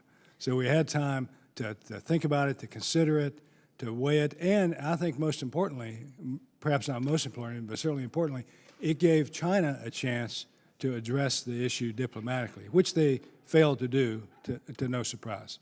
So ultimately, the decision was made to shoot it down and did so in a way that was safe for people and property, and in a way that we could collect the information. It's only in 47 feet of water. In our limited time, let's bifurcate that, the danger and then the transmission of information. We have the capability to block the transmission of information from the balloon back to China, don't we? We do. And in this type of an environment, do you think it's probably likely that we did that? I would only guess, but I think General Van Herk said that. Well, you can't see any reason why we wouldn't do that. Right. And when it comes to the danger that the balloon poses, are you aware of capability with this type of a balloon system to birth sensors or drones or other hardware or assets? I'm not, but that's why it's so important to try to collect up all the pieces of this thing to understand. I mean, this thing is huge, right? I mean, the balloon itself is bigger than this room. It's 3,000 or 4,000 pounds of equipment. A couple of buses, I think, is what has been said. So. Yeah, I just wonder, like, why would the Chinese use this balloon rather than a satellite system for surveillance?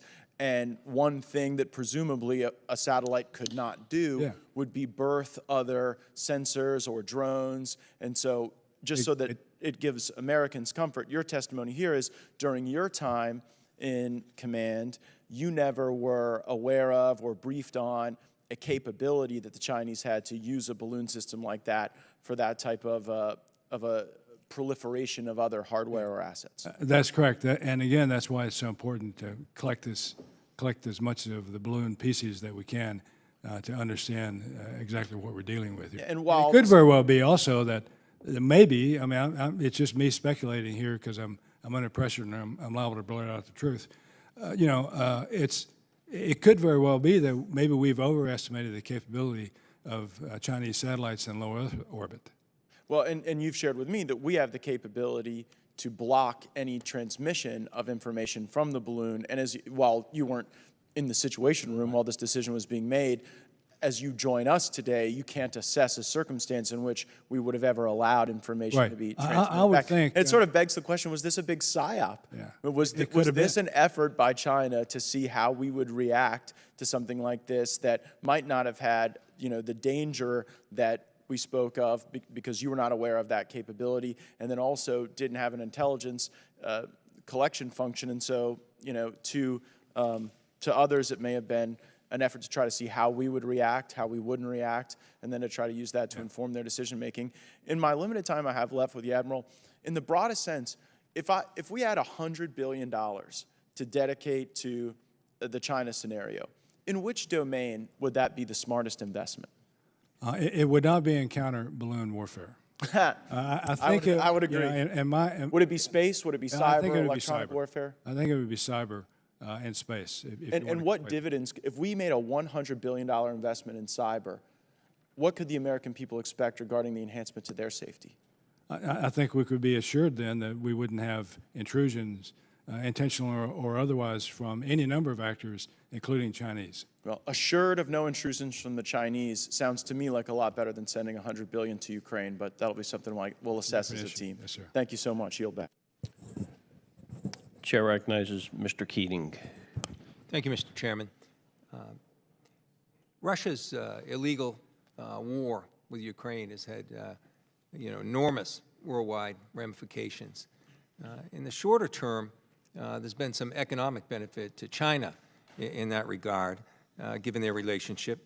One example is the 2 permanent bridges they built between the borders of China and Russia to facilitate trade, and they've estimated that's, in 1 year, an increase over the last of $190 billion there. China's also given information that their trade has increased 30% with Russia during this period. So in the short run, but in the longer run, I think this illegal war presents difficulties to China in terms of their economic strength and their overall plans. Can you comment on short run and long run ramifications of this war, and what the U.S. can do to drive a wedge or to fill a vacuum that might be there in this time, and importantly, how the U.S.-led coalition shapes China's decision, not just militarily, but economically and in trade. Yeah, I'll start, and I'll yield to Dr. Sisson. I think that Xi Jinping is no fool, and he's watching this closely, and it throws a monkey wrench into his grand plans. But he's supportive of Russia, but I don't think he's all in on Russia, right? The coalition that you spoke about is key, and I believe that more and more countries who are on the fence regarding their relations with China and with Russia are seeing the reality of what Russia is all about in Ukraine, and that's forcing them to evaluate how they see their relationships with China. Are they going to fall into that same trap as being invaded by China at some point in the future? Are they going to yield their own sovereignty, like Sri Lanka has done to Hambantota Port and others? Are they subject to debt diplomacy, that the weaponization of debt that the PRC has committed against any number of countries? Dr. Sisson. Yeah, I think that your question comes with the right perspective built in, which is certainly the CCP is going to take advantage of short-term opportunities as it can. I also will say that they probably didn't expect to need to do so, that this, I don't think, as the Admiral said, was in their grand plans or something that they preferred to have happen. Now that it has, they've learned. They're taking advantage of these near-term opportunities, but they're not seeking any longer-term entanglements, at least as far as I can see. And I would expect that to continue for the duration. I would also note that my understanding is that she has communicated to Putin that he ought not consider the use of any kind of nuclear detonation, which is among the most important things that I can possibly think of for the CCP to have done in regards to the conflict in Ukraine. I couldn't agree more. I think that she has made his point clear, not to go beyond certain red lines. And without China there as an ally, that's going to have a huge and harmful effect on Russia going forward. So I do think China plays a critical role there, not by any motivations that aren't self-serving. But I would like to touch base, too. That coalition, as we think of the West, is always there. But we're seeing economically that extend to the Pacific as well, Indo-Pacific as well. So this has really, I think, facilitated relationships with the coalition of countries that really wasn't there before. Would you like to speak to that, either one? Sure. Yeah, I think that there are a lot of things that are countries that are coming together because of Ukraine, and separately but related because of Chinese bad behavior. So we see the AUKUS, which is a formal defense arrangement. We see the Quad, which is an informal arrangement of like-minded democracies. And we also see international friendshore supply chains Right. being established that weren't there, So as well as what you I- said, Admiral, the importance of export control. Yeah. So, and I've talked about other countries joining the Quad. You know, the Big 10 has 14 teams, the Big 12 has 10 teams. Nothing that says the Quad has to have only 4 teams. So, you know, I think we should be open to that possibility. Yeah, I think Russia's aggression not only hurting Russia, I think it's hurting China as well. Yeah. And I yield back, Mr. Chairman. Thank you. The chair now recognizes the gentleman from Wisconsin, Mr. Gallagher, for 5 minutes. Thank you. Thanks to our witnesses. Admiral Harris, good to see you again. I think the last time was in Singapore. You were wearing a Hawaiian shirt, and you reminded me that Marine was an acronym suggesting we ride in Navy equipment. I won't use the precise words you used because it's not appropriate for the hearing, but I appreciate that. In recent years, we've heard a slew of timetables from high-level officials about a prospective PLA invasion of Taiwan, 2027, 2025, 2024. Regardless of which timetable you subscribe to, do you agree that there is an increased threat of a PLA invasion of Taiwan within the decade?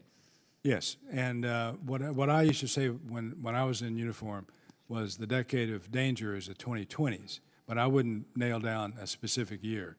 Though I would also say that when Admiral Davidson said that 2027 was his year, that he was privy to a lot more intelligence at the time he said it than I was. And so for whatever intelligence drove him to make that call, we should pay attention to it. There's something out there that caused him to say that 2027 was the year. Is your sense that the balance of power has eroded against us since you left that post? I think China's power has increased since 2018. And then looking at the war in Ukraine, it seems to me there are two primary stories coming out of it. First, there is the failure of deterrence on February 24th. And second, there's the success of the Ukrainian military in resisting Russian aggression.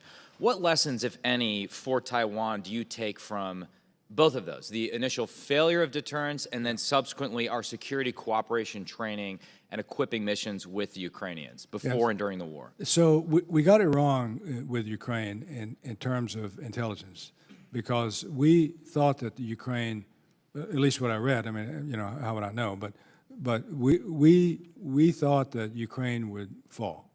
So we got that wrong.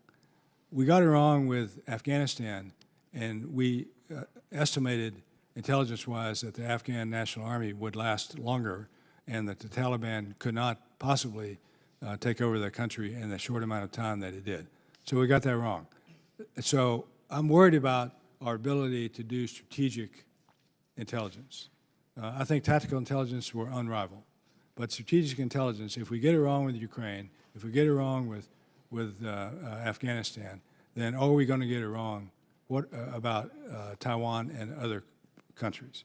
So that's an issue. As I said, I was in Taiwan. I left Taiwan with a sense that the people of Taiwan, the Taiwanese, are resilient, understand the threat, and understand what they have to do to meet that threat. So I was pleased and optimistic when I left. If our goal is to deter the threat, deter war, how important in your mind is it to arm Taiwan to the teeth prior to shooting starting? I think it's critical. I mean, you know, and that goes back to what I said before about strategic clarity. Now, there's an argument that says if we are clear, then that could precipitate an attack. It's just like other issues we talked about here before. I'm of the other opinion that if we're ambiguous, that might encourage an attack. Because Xi Jinping has been clear from day one that he's going to take Taiwan peacefully, hopefully, but by force if necessary. Well, I appreciate that, and I would note that clarifying strategic ambiguity has bipartisan support on this committee. It's not widespread, it's not uniformly shared, but I'm hoping it's something we can continue to discuss over the next 2 years on this committee, on the Select Committee on China as well. Quickly, I remember, I don't know if it was testimony or a think tank speech you had given about when the INF Treaty was still in force, and pointing out that China was not bound by it. And I think that laid the intellectual groundwork for us getting out of the INF Treaty. I think we have a massive opportunity to field INF non-compliant systems that we're not taking advantage of. Do you see AUKUS as a vehicle for doing that? Is ITAR still a barrier to working with the Aussies in terms of fielding longer-range, intermediate ground-launched missile systems? Yeah, so ITAR is a barrier to realizing the full potential of AUKUS, as we talked about before. I don't see the direct correlation between AUKUS and INF. I was a complete supporter of getting out of INF because it was self-limiting. Russia wasn't abiding by it, and China's not a signatory to it. So I was in favor of pulling out of it, but we haven't realized the benefits of pulling out of it, as you just stated. I'm out of time. Thank you, Chair. Thank you, gentlemen. Chair, now recognize the gentleman from New Jersey, Mr. Kim, for 5 minutes. Yeah, thank you, Chair. Thank you so much for both of you coming here. Admiral Harris, I want to start with you. You mentioned now several times this concept of strategic clarity. So I guess I just wanted to kind of pull the thread on this and get a sense of what you're thinking here. Are you thinking about this as some type of standing AUMF that would go into effect if, in the case that China were to move on Taiwan? No, I'm thinking of it as a policy. Right now, our policy is strategic ambiguity. Will we defend Taiwan if China attacks? I don't know. I mean, that's what strategic ambiguity is. So it keeps the option, I guess, open. I think it's too late for that now. I think we need to move to a position of strategic clarity. And I think it's... So that you're saying that there wouldn't be a standing AUMF. Would it be some type of treaty or security guarantee to Taiwan? No, it would be a security guarantee in terms of a policy, right? I mean, its policy is what I'm talking about. And I think it's important for three Well, I guess I'm constituents. asking here, is that something that you think the executive can set on its own? Yes. Or would you seek some type of congressional approval on this? I'm neither in the executive or in the House. The executive can set policy on the executive's own, but a wise executive would do it I'm just trying to kind of Congress. contain the magnitude of what you're asking for Right. here. What you're So- asking for is a policy that would bind the United States to military conflict. Yeah. Setting a red line by the executive branch without the Congress weighing in on whether or not that is actually a policy that we would seek for the American people. Is that correct? No. No, I'm saying it's a policy change. We have a policy of strategic ambiguity, which the Congress hasn't weighed in on that one either. It's driven That's by... because they're not asking for a binding element to be able to It's a bind us to policy war. change, Congressman. And I believe that there are three constituents that need to understand our policy of strategic clarity. One is the Taiwanese, so they know. So if they know that, for example, that we're not going to go in, then they can then make the decision to either defend themselves or to capitulate to China. The Chinese ought to know, so they understand the full well the costs of what will happen if they invade Taiwan. Yeah. But most importantly, the American people need to know, because it's your sons and daughters that are going to do the fighting and dying. And you have the, I think. Well, you that's have the why I think that it's expectation. important that they have a say in this, and Well, that it's not just set by the I think executive they ought branch. to know But going one in. question here. So I get it about the strategic clarity when it comes to sending a message to China. Are you also calling for strategic clarity in terms of Taiwan? Yes. For instance, saying that we would never support unilateral independence of Taiwan. Yeah, I mean, strategic clarity goes both ways. We should ensure that we're clear with Taiwan with regard to the question of independence and with regard to the question of defending themselves, so they're not a free rider on our statement of clarity with regard So if they were to pursue, if Taiwan were to pursue formal independence, that they would know that we would not be supportive of them. We would not. that could very well be part of strategic clarity. Let's play this out. Let's say, I thought Dr. Sisson kind of had a really interesting framework of this, is saying that we should be assessing different frameworks of deterrence from that presumption of failure. The idea that it could come apart. So let's presume that this falls apart. China is moving forward on Taiwan. Then we would have to come to Congress for an AUMF at that point. Is that what you're asking for? Yes. Okay. So honestly, it is not necessarily an automatic effort. It does not necessarily actually have the kind of clarity that is guaranteed in that way. Right. Is that correct? Right. I mean, there's no law. I mean, the only law we have to guide us is the Taiwan Relations Act, which says that we would support a peaceful resolution across the strait but we would oppose a forcible resolution. Well, I just want to just point out here that I do want us to be very careful about what kind of red lines an executive branch can draw, especially when it's something that brings the full force of the United States military potentially into action, and something that is, this is something that I think all of us would agree is the most sacred and important duty that this body can be engaged in. And we're here to represent that voice of the American people. And I'll be honest with you, when I talk to people in my district about China, about Taiwan, they are not tracking at all what conversations are often happening in this chamber. So if we really want to be thinking about this kind of posture and what kind of changes need to happen, I really urge us all to engage with the American people, bring them into this conversation so we can think about what comes next. With that, I yield back. Chair, and I recognize the gentleman from Indiana, Mr. Banks, for 5 minutes. Admiral, welcome back. It's great to have you back in this hearing room. You retired 2018, so you were in uniform at least for half of the Trump presidential term. Are you aware of any balloons that were spotted, at least in the first couple of years that President Trump was in office? I am not. Okay. Were you surprised by how the Biden administration responded to the balloon? No. Even in its lack of clarity to the American people about the early sightings, what it was, as it traversed I was our airspace? in Taiwan at the time, so I wasn't tracking it minutely. But I wasn't surprised with the response. I think it was a good response, to be frank with you. And at the end of the day, we were able to shoot this thing down with no risk to Americans and collect the intelligence from it. Plus, we were able to understand more about what it was doing up to the point of the shoot down. So you would have advised the president to shoot it down later, not sooner? If I were in uniform, and based on the information that I have now received from the media, I would have advised the president to wait until it was over water. Now, if it was a threat to the United States, if it was collecting information that could not be blocked, that Representative Gates and I talked about, then that's a different issue. I mean, if it presented an immediate threat to the United States, then it needed to be handled at the time of the threat. But I think this one is interesting because, again, it gave China a chance to exercise the diplomacy that China says that it has. But China failed to do that. So we should not be surprised by that. And I think at the end of the day, the reality is that the Chinese were incapable of doing anything but blaming us for the balloon's demise.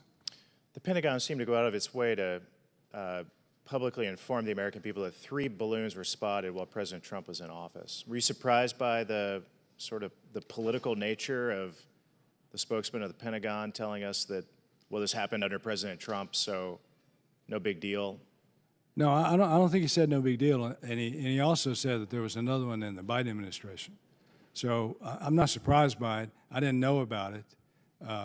It didn't strike you as the Pentagon playing politics? No, what it did strike me, though, was what General Van Herk said, was for some reason he, as the NORAD Northcom commander, wasn't aware of it either. So there's a disconnect there. He called it a domain gap, but there's a disconnect in our ability of the Defense Department, I guess. He's NORAD Northcom commander. There's a disconnect in our ability to understand these balloons.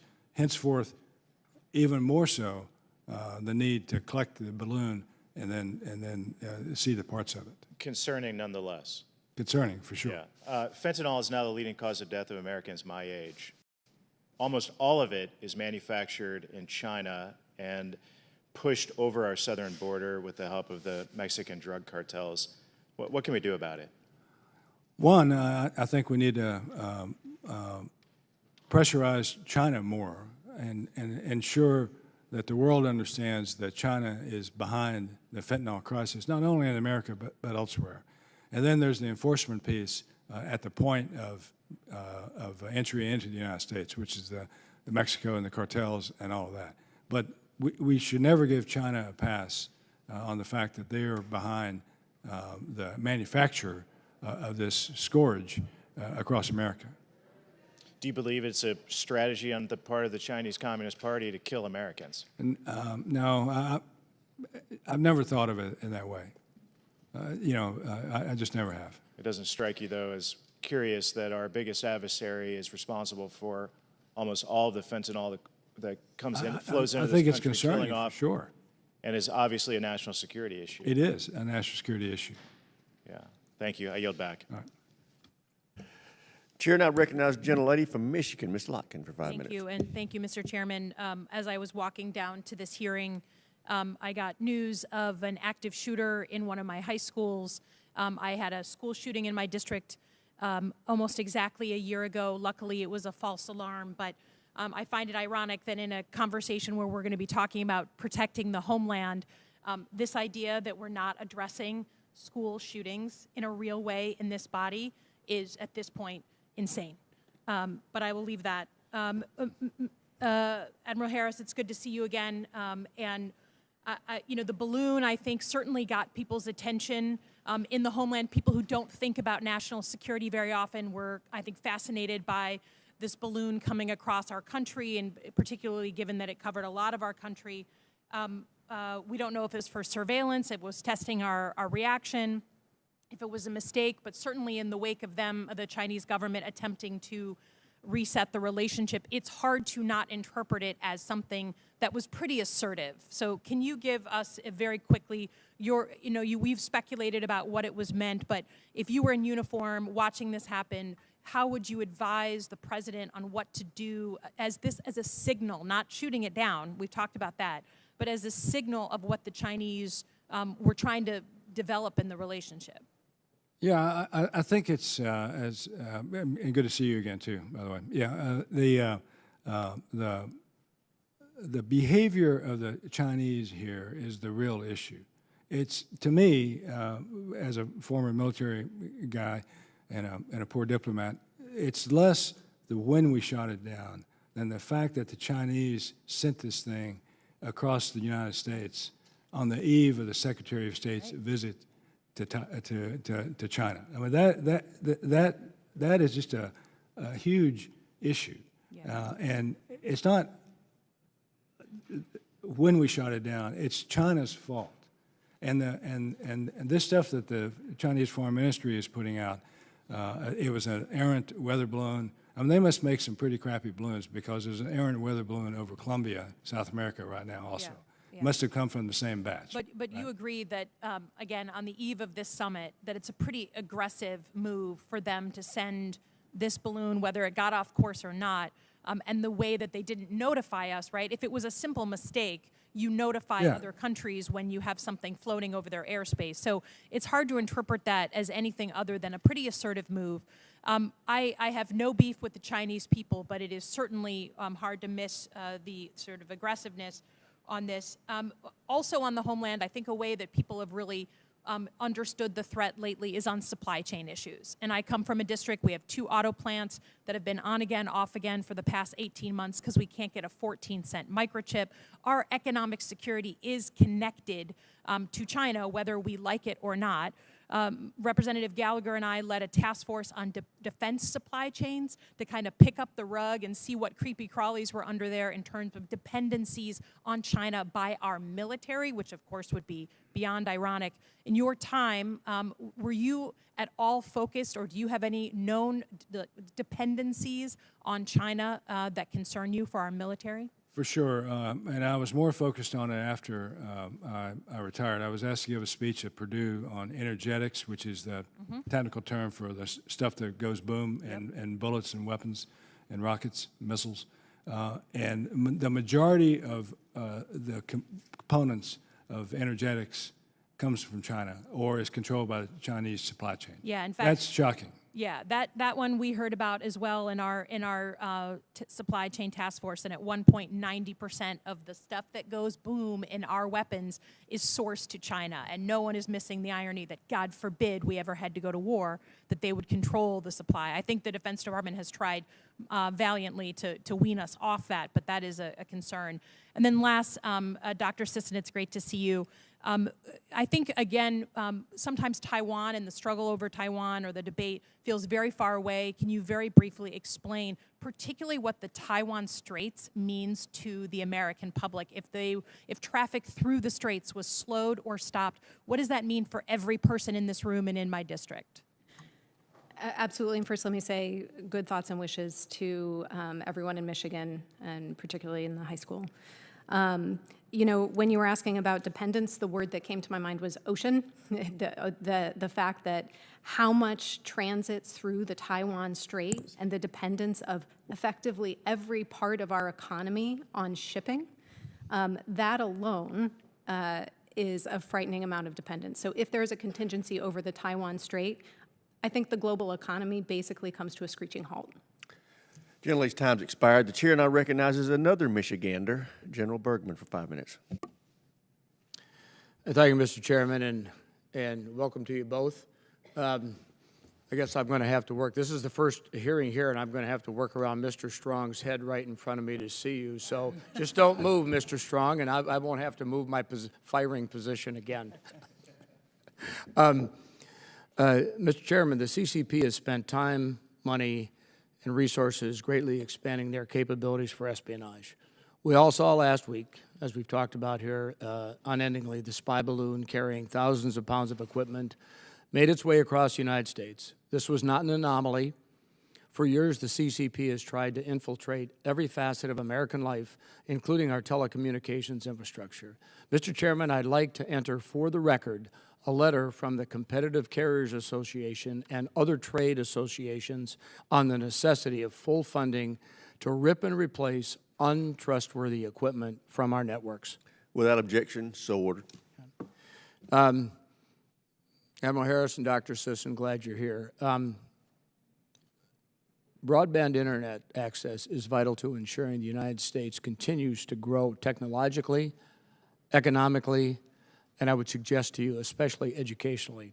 However, billions of dollars of Chinese equipment and services deemed to pose a threat to national security remain in place. While Congress has taken steps to fund the removal of this equipment from our networks, it will take time to complete.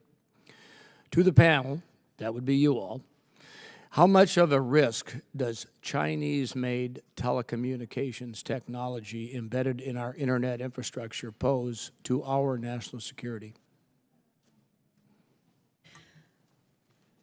Well, I'm not able to put a risk indicator on it with any kind of confidence. I think it is certainly something, you're correct, that has received appropriate scrutiny and should continue to do so, not least because it is additional evidence that the CCP's primary objective is not to beat us in war, it's to beat us in everything else. And this is part of that, and we need to be attentive to that strategic view. Thank you. Admiral? Yeah, I'll say, sir, that I think it is a risk. When I was ambassador to Korea, we worked with the Korean government to have them not include Huawei in their 5G infrastructure. And I think that we have achieved that objective in a variety of countries around the world. We can't ever forget that the Chinese intelligence law requires Chinese companies, requires them to provide information to the government of the PRC when asked to do so. Okay, thank you. And going down a different road here, Admiral, the PRC maintains military ties with U.S. partners and allies such as Thailand, Philippines, Djibouti. How should the U.S. respond to counter the continuing expansion of PRC's military ties with U.S. partners and allies? Well, I mean, there's a number of ways we can and should do that. One is to continue to help our allies, partners, and friends. You mentioned Thailand. Thailand is a treaty ally of the United States, and they have a strong relationship with China. South Korea's only ally is the United States, but their largest trading partner is China. So it is possible to walk and chew gum at the same time. Countries are sovereign, and they act in their own enlightened self-interest, as we should. There's nothing wrong with having a trading relationship with China. We do too. But China is the aggressor. I view them as the adversary. The national security strategy views them as a competitor. And so we have work to do in that regard. Yeah, you know, and just to close that out with Djibouti, because I was still involved in building Camp Lemonnier when we resurrected it into a really first-class place to deploy to. We know that we were there first, then the Chinese piggybacked on what we were doing, and we know what our purpose is in the region. We're still not too sure what their purpose is in the region, and I see my time's about to run out. I'm going to yield back 25 seconds, Mr. Chairman. You're all right. I don't care what everybody says about you. Chair, and I recognize gentlelady from New Jersey, Ms. Sherrill, for 5 minutes. Thank you, Mr. Chairman, and thank you both for being here today to testify in this important hearing. I have a broad question about the kind of good news and bad news in the Indo-PACOM, and then I'll turn it over to both of you to respond. As our national defense strategy states, conflict with the PRC is neither inevitable nor desirable. I think every member of this committee would agree that and share my belief that the most desirable outcome of our policy towards the PRC would be to deter them from taking aggressive actions to achieve their ambitions.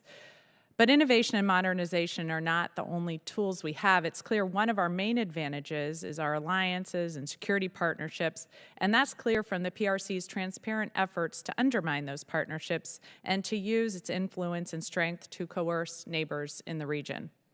Just in the past month, the Philippines announced a landmark agreement that will expand U.S. military presence there and strengthen U.S.-Philippines military cooperation. A striking contrast to our relations of even 3 years ago when the previous Filipino administration threatened to end our visiting forces and enhanced defense cooperation agreements. In 2021, we inaugurated the AUKUS agreement, which will strengthen one of our oldest partnerships in the Indo-PACOM AOR, and we're seeing Japan increase its defense spending by 50%. So, Admiral Harris, Dr. Sisson, could each of you give me your views of the best next steps to build on the successes of the last 2 years in re-strengthening our partnerships in the Indo-PACOM AOR? And conversely, where are those major fault lines in the region? What are the overt pressure mechanisms, economic or military, that the CCP can apply to our allies and partners? And what are the covert, behind-the-curtain mechanisms? And how can we mitigate that risk? Thank you, and I'll turn it over to both of you. I think that's a very good description of the big picture view of what's happening regionally. I think that the National Defense Strategy made an important stride this cycle by including the idea of campaigning, which is not unrelated to the agreements that you've just highlighted in the Philippines, which is to say a particular kind of presence and activity on the part of our military forces to be more available and vigilant in the surrounding waters, which is important to those allies and partners and other nations in that region. The other way in place that we can continue to create some space for these nations is through engaging with them on other sources of national power, like trade, primary among them. We have concerted diplomacy, and that should continue. And ideally, what we'll do best is listen to what they are telling us about what it is that they need and they want as they pursue, as the Admiral put it, their own enlightened self-interest. Thanks. I think that, as I've said before, diplomacy and diplomats matter. And the fact that we haven't had an ambassador to India in over 2 years matters to the Indians. We shouldn't be surprised that they're not as supportive of Ukraine as we would like them to be. It took us 5 years to put an ambassador in ASEAN.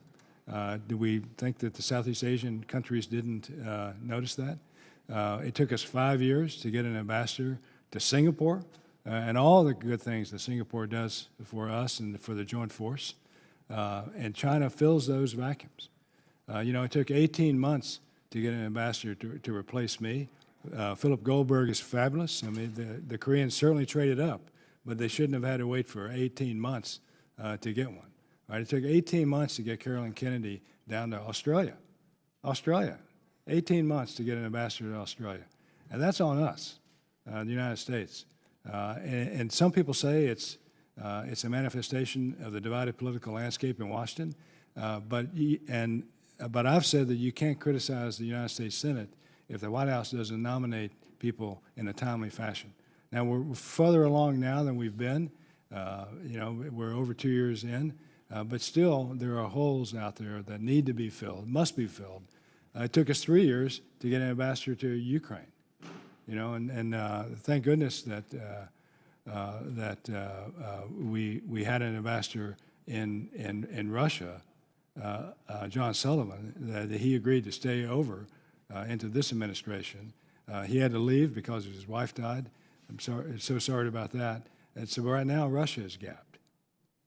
So that's on us, and not taking diplomacy to the level that it needs to be, which affects our relationships with these countries, whether they're with us or against us. Gentlelady's time's expired. Chair now recognizes gentleman from Texas, Mr. Jackson, for 5 minutes. Thank you, Mr. Chairman, and thank you to our witnesses for being here today. Thank you, Dr. Sisson, and Admiral Harris, thank you for being here. I will start off by saying I was a big fan of yours while I was on active duty of your leadership, and thank you for your service. My question is, and this has been hit on a little bit by some of the other members here, but I've traveled extensively during my time in the military and also during my short time here in Congress. And I am also on the Foreign Affairs Committee as well. And one of the things that I've noticed is that no matter where you go, China's there now. It just seems like, places you wouldn't expect them to be, they're having a big influence. And they're slowly winning people over, because they're making them dependent on them economically, and they're offering military, assistance when needed, so on and so forth. And I know we've talked about this a little bit before, but my question for you is, with the exception of Japan and Australia, which we all agree is critical, what partner nation is a must-have right now that that you feel like we're overlooking, that we should spend more time in building a relationship with if things go south in this relationship? Yeah, thanks. I hope you're still a fan. Yes, sir. All right. So our treaty allies in the Indo-Pacific are critical. That's Australia, Japan, South Korea, the Philippines, and Thailand. I think we are overlooking is probably too strong a word, that we could do more with our relationships with Malaysia and Indonesia. They are critical. Indonesia especially, it's large, largest Muslim nation in the world, and that relationship is very important to us. So I think that we can focus on that and do more in that regard. India, of course, is the key to the Indian Ocean and beyond. Yes, sir. And I'm glad that our relationships with India are improving. Yes, sir. Well, thank you, and I appreciate it. And one of the things I heard when I traveled from a couple of different locations, I was surprised to hear it more than once, is, and it mostly dealt with some of the South Pacific island nations, some of the smaller, not the bigger countries that we just were discussing. But one of the things I heard commonly was that these are people where the Chinese are actively courting them. They're coming in aggressively, whether it's building infrastructure or whatever. They're building a relationship with these folks. And these are people that we've typically had a strong relationship with over the years. One of the things that I heard repeatedly was that they're getting mixed messages from the United States, being that the military will come in, the U.S. military, and they will see the strategic, importance of these partners, and they will promise them things, and they will pledge support to them, so on and so forth. And then the State Department will roll in behind them, and they won't have the same aggressive attitudes towards supporting them that maybe the military did. Do you see that? Was that a problem, and do you think that continues to be a problem? And what can we do to get to better get on the same page and instill confidence in these people that we will be there to help them? So it is a problem. It was a problem. It remains one today. It's the different constituencies in the U.S. government have different viewpoints on what's important and what's not. That's probably human nature. Mm-hmm. But it has to be driven from the top. We have to have a unified, clarified rather, national policy on what to do with country A or country B or country C, so that the instruments of national power, whether it's the military, whether it's diplomacy, whether it's commerce, trade, money, and so on, they'll line up behind the national policy.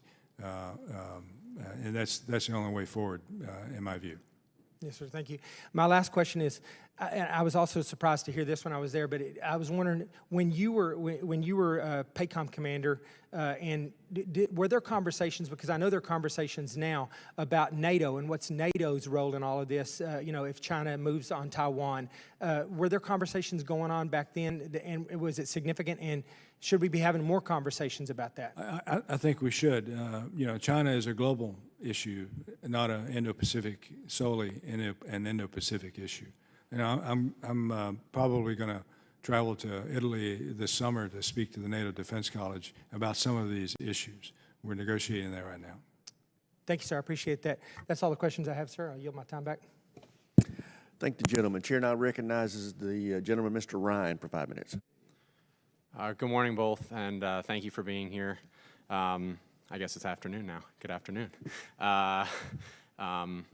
So I want to build on some of the themes you both talked about earlier in terms of asymmetric capabilities, and as we look at sort of ourselves versus our competitor or adversary, China, my concern is that as we continue to invest significantly in longstanding, quote-unquote, legacy programs, we see China being innovative and adaptive both in their acquisition and also their employment of these technologies. I won't use the B word that we've heard much throughout the day today, but even sort of reversion back to older technologies employed in more creative and adaptive ways. So as we think coming into this year in our conversations, how should we be thinking about how to guide our department towards more innovative strategies? You talked about, Admiral, our alliances as an asymmetric capacity, I agree, but are there other, particularly on the commercial technology or other emerging technology fronts, areas we should really focus on to enhance our asymmetric capabilities? To you both, please. Yeah, thank you. I'd point out first that what the PLA has been able to do is focus very excruciatingly closely on a particular regional concern and orient a lot of its modernization around contingencies, specifically, you know, in the Western Pacific, in its near seas, and specifically or especially around Taiwan. Those ambitions are becoming more global, no question about it. But it's a little bit of an apples to an orange comparison when we think about what the U.S. military has to do and be responsible for. I think that right now there's good momentum in the department, despite all of the, you know, the programs of record, sort of the tyranny of the programs of record, and how acquisition and procurement flow that way.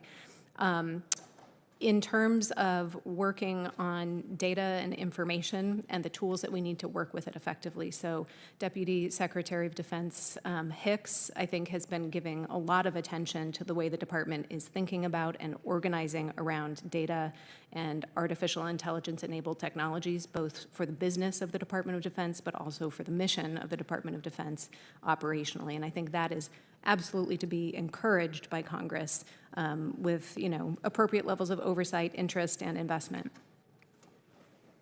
I have nothing to add.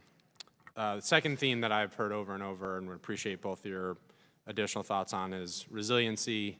And I think these two questions are obviously interrelated. But specifically within cybersecurity and other C4I domain, as we see, to your point, Dr. Sisson's specific focus on our capabilities in the Indo-Pacific region and being able to disrupt them, are there specific areas that we should be focused on ensuring resiliency around both conventional and again, more C4I-focused assets?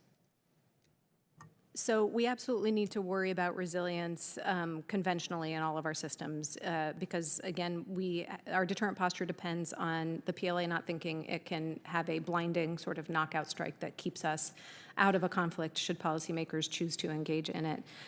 The place where the cyber concern really keeps me awake at night is in the nuclear domain, nuclear command and control. And we, not just in terms of resilience of our own, but also that we don't have conversations ongoing about limitations and restrictions on what cyber tools we can and cannot deploy on each other in that domain. And that is an enormously worrisome fact that I would like to see remedied as quickly as possible, because I do like to sleep.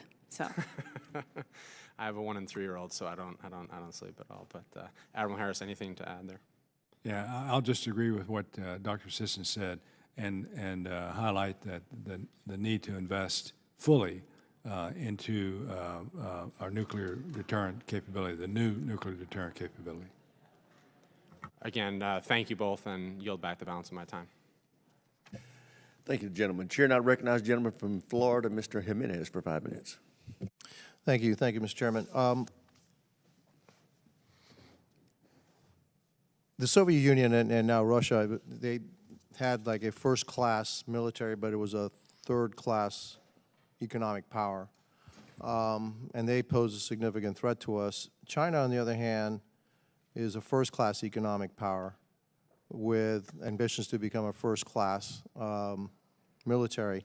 Do you consider China to be a far greater adversary than the Soviet Union ever was? I do not at this point in 2023 because of their overwhelming nuclear capability that's resident in Russia. So if you took the nuclear off the table, which you can't do, but if you took it off the table, then I would say today Russia is a third-rate military, and we're seeing that play out in Ukraine. I mean, they've lost what 100,000 people, 12 general officers, and thousands of fighting vehicles and the like. But they, at the end of the day, they have an enormous nuclear capability that we cannot discount.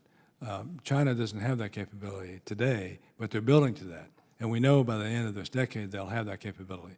Then I would agree with you, I think I'm agreeing with you, that China then becomes the leading threat in all domains. But today, because of the overwhelming nuclear threat, Russia predominates. Yeah, I can agree with it, but I'm taking away, I'm looking now at conventional forces, all right, a conventional kind of war, that China will have a much greater capacity to wage a much more effective conventional war against the United States than, say, Russia. Could be. The Chinese military hasn't been tested in sustained combat operations since 1979, and that was really a skirmish with Vietnam. We have been in almost continuous combat for the last 20, 25 years.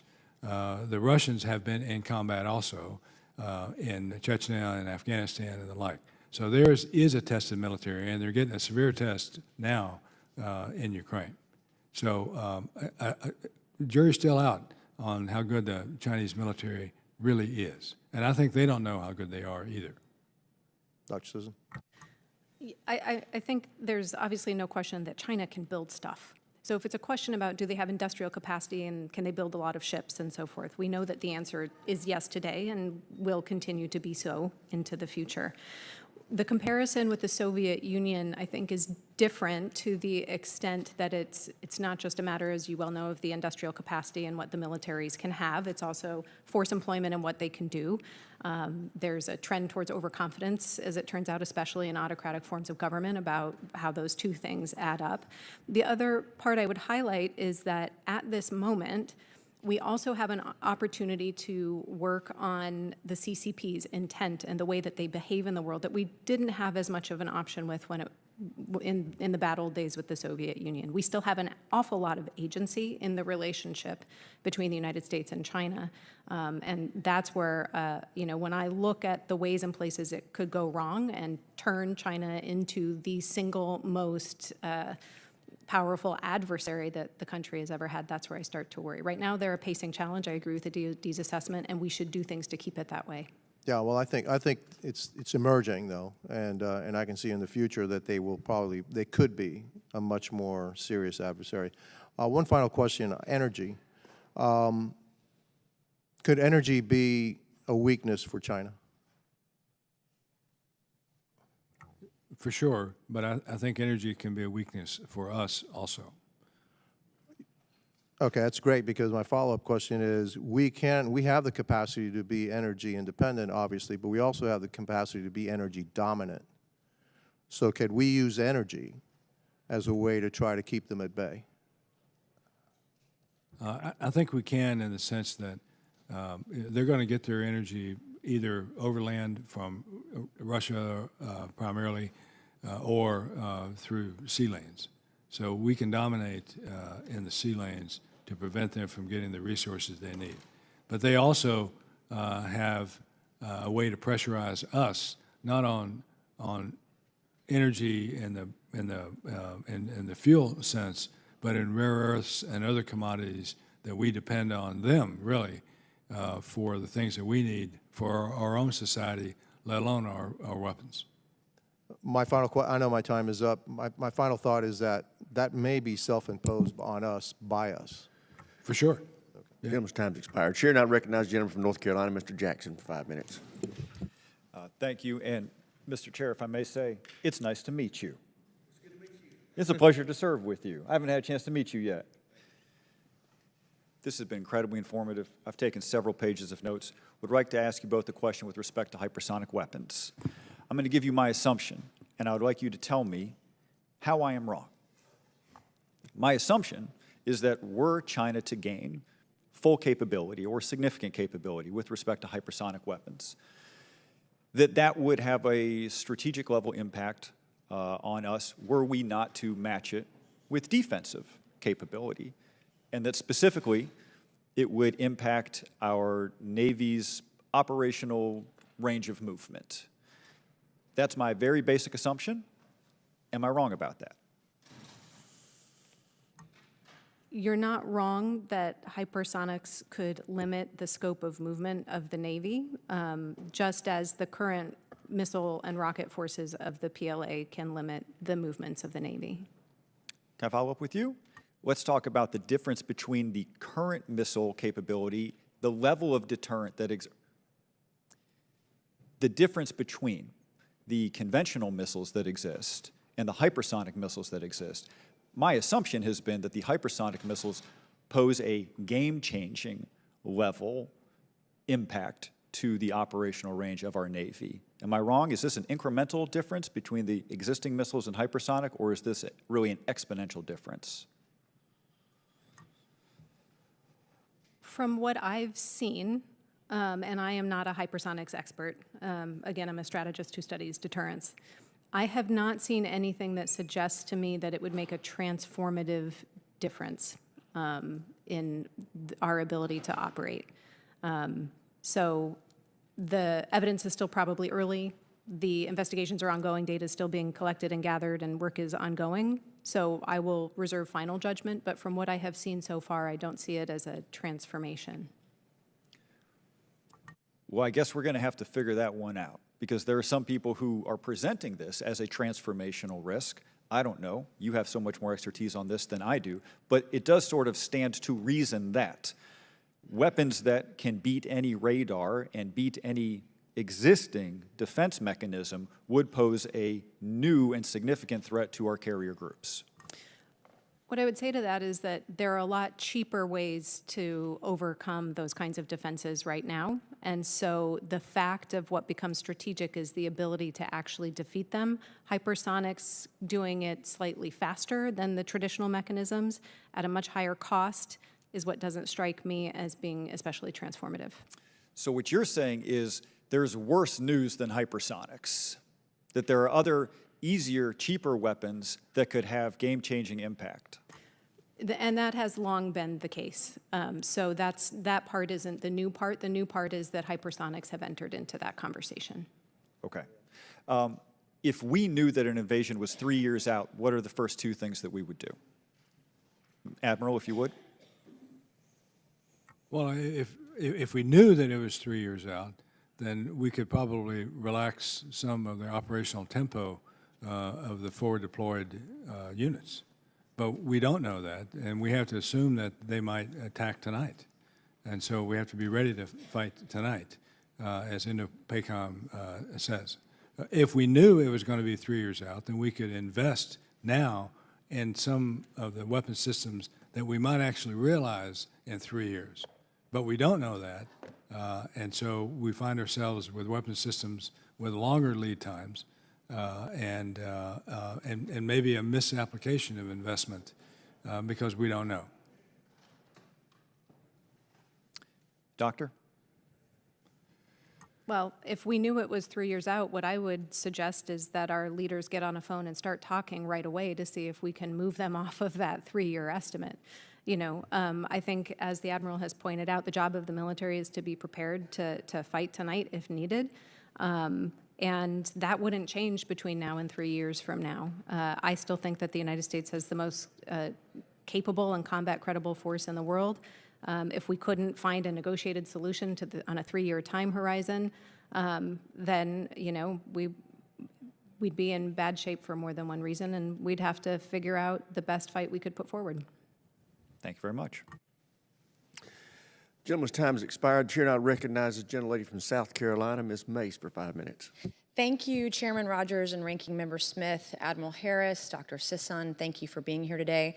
As we all know, China continues to remain a global threat. We saw the imminence of some of that aggression just here last week, even in my home state of South Carolina. The Chinese Communist Party's economic, political, social, and security policies are reinforced, as we've seen over the last 20 years, with increases in their defense spending and budget to one of the largest in the world. They're disputing their sovereignty and the sovereignty of other nations in the East China Sea, the South China Sea, and the line of actual control. We've seen them over the years increasingly escalate their aggression. The timelines keep moving. Some of them keep moving up, which is a great concern to our nation. We're a country who values freedom, sovereignty, and democracy around the world, and we know that Chinese Communist Party's values directly contradict our values, especially when it comes to human rights, free speech, and some of the most basic freedoms that our nation and other nations were founded on. So I just have a few questions this afternoon, geared to, how do we strengthen our position and how do we deal with China's aggression? Admiral Harris and Dr. Sisson, either one of you can answer these questions. But the CCP is undertaking a significant long-term military modernization effort. We've seen some of those timelines move up over the years, but in what areas, in your opinion, has it made the most progress? And then in what areas have we seen them falling behind maybe some of their publicly stated goals?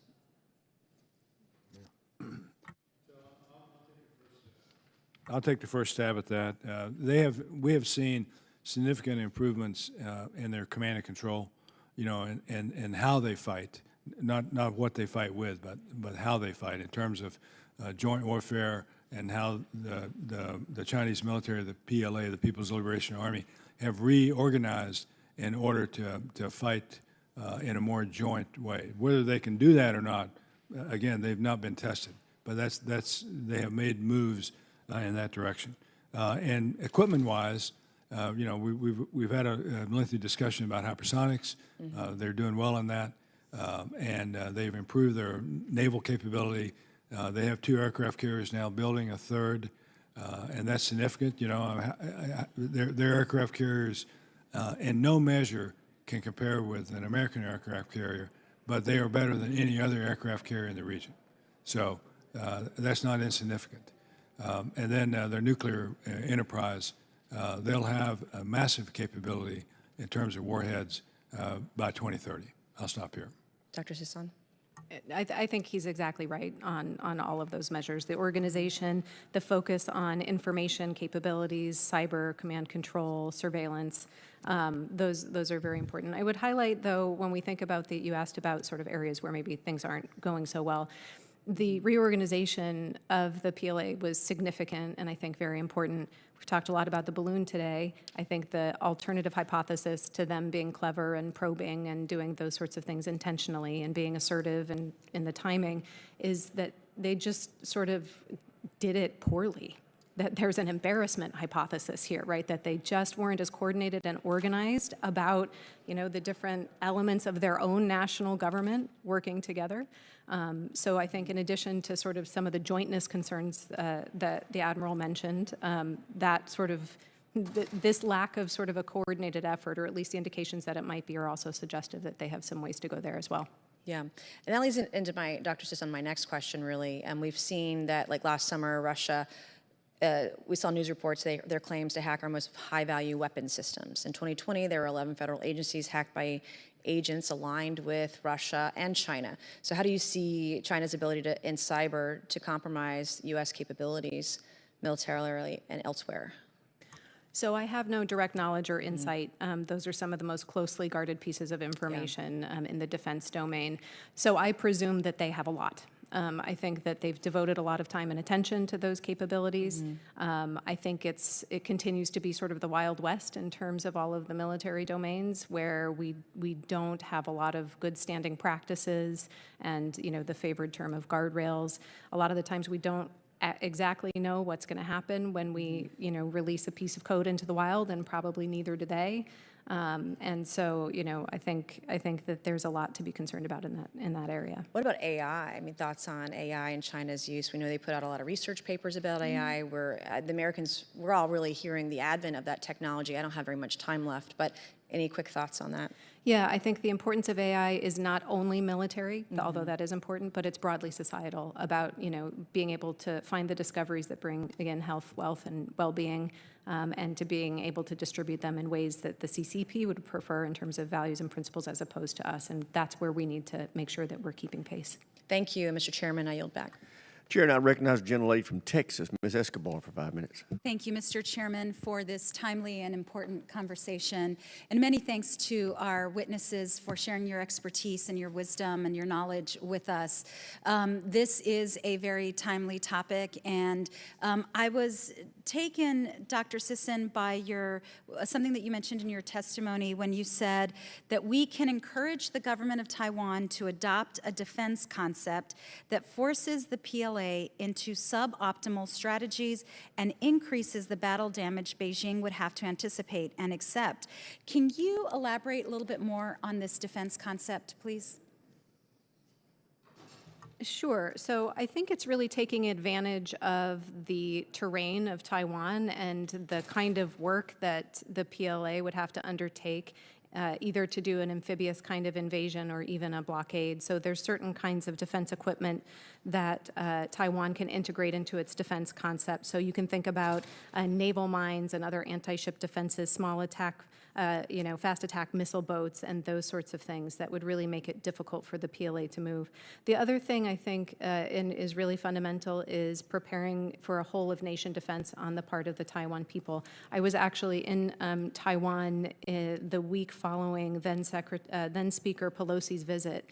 And, the interesting element at the time in terms of the population wasn't that the PLA's, histrionics around the island were particularly frightening. It's not as though the military activities conveyed to them information they didn't already have, but that it was met with this sort of collective sense of, yeah, we know, and we are going to continue to get ready. And more of that sensibility of preparedness and national resilience, along with the material sort of preparations that would require for a blockade, much less any sort of active resistance to an invasion. That's the kind of thing we can continue very much to support the Taiwan people with. Thank you. And what would you say are the obstacles that Taiwan faces in order to make this defense concept a reality? That's a really important question and element of it. Some of it is working with the defense forces there to change mindset, frankly, and to be willing to invest in some platforms that might not be their first choice for any number of reasons. I think Congress obviously plays an important role in terms of streamlining the relationship, in terms of the weapons support that we can provide through foreign military sales, which was a very heartening inclusion in the last NDAA, and those sorts of things. I think that the other obstacle is something that Taiwan has to work with in terms of engaging beyond the United States. And if we can facilitate relationships with allies and partners and like-minded nations worldwide, I think that very much helps the Taiwan people's sense of confidence, stability, and is important to deterrence as well. Great, thank you so much.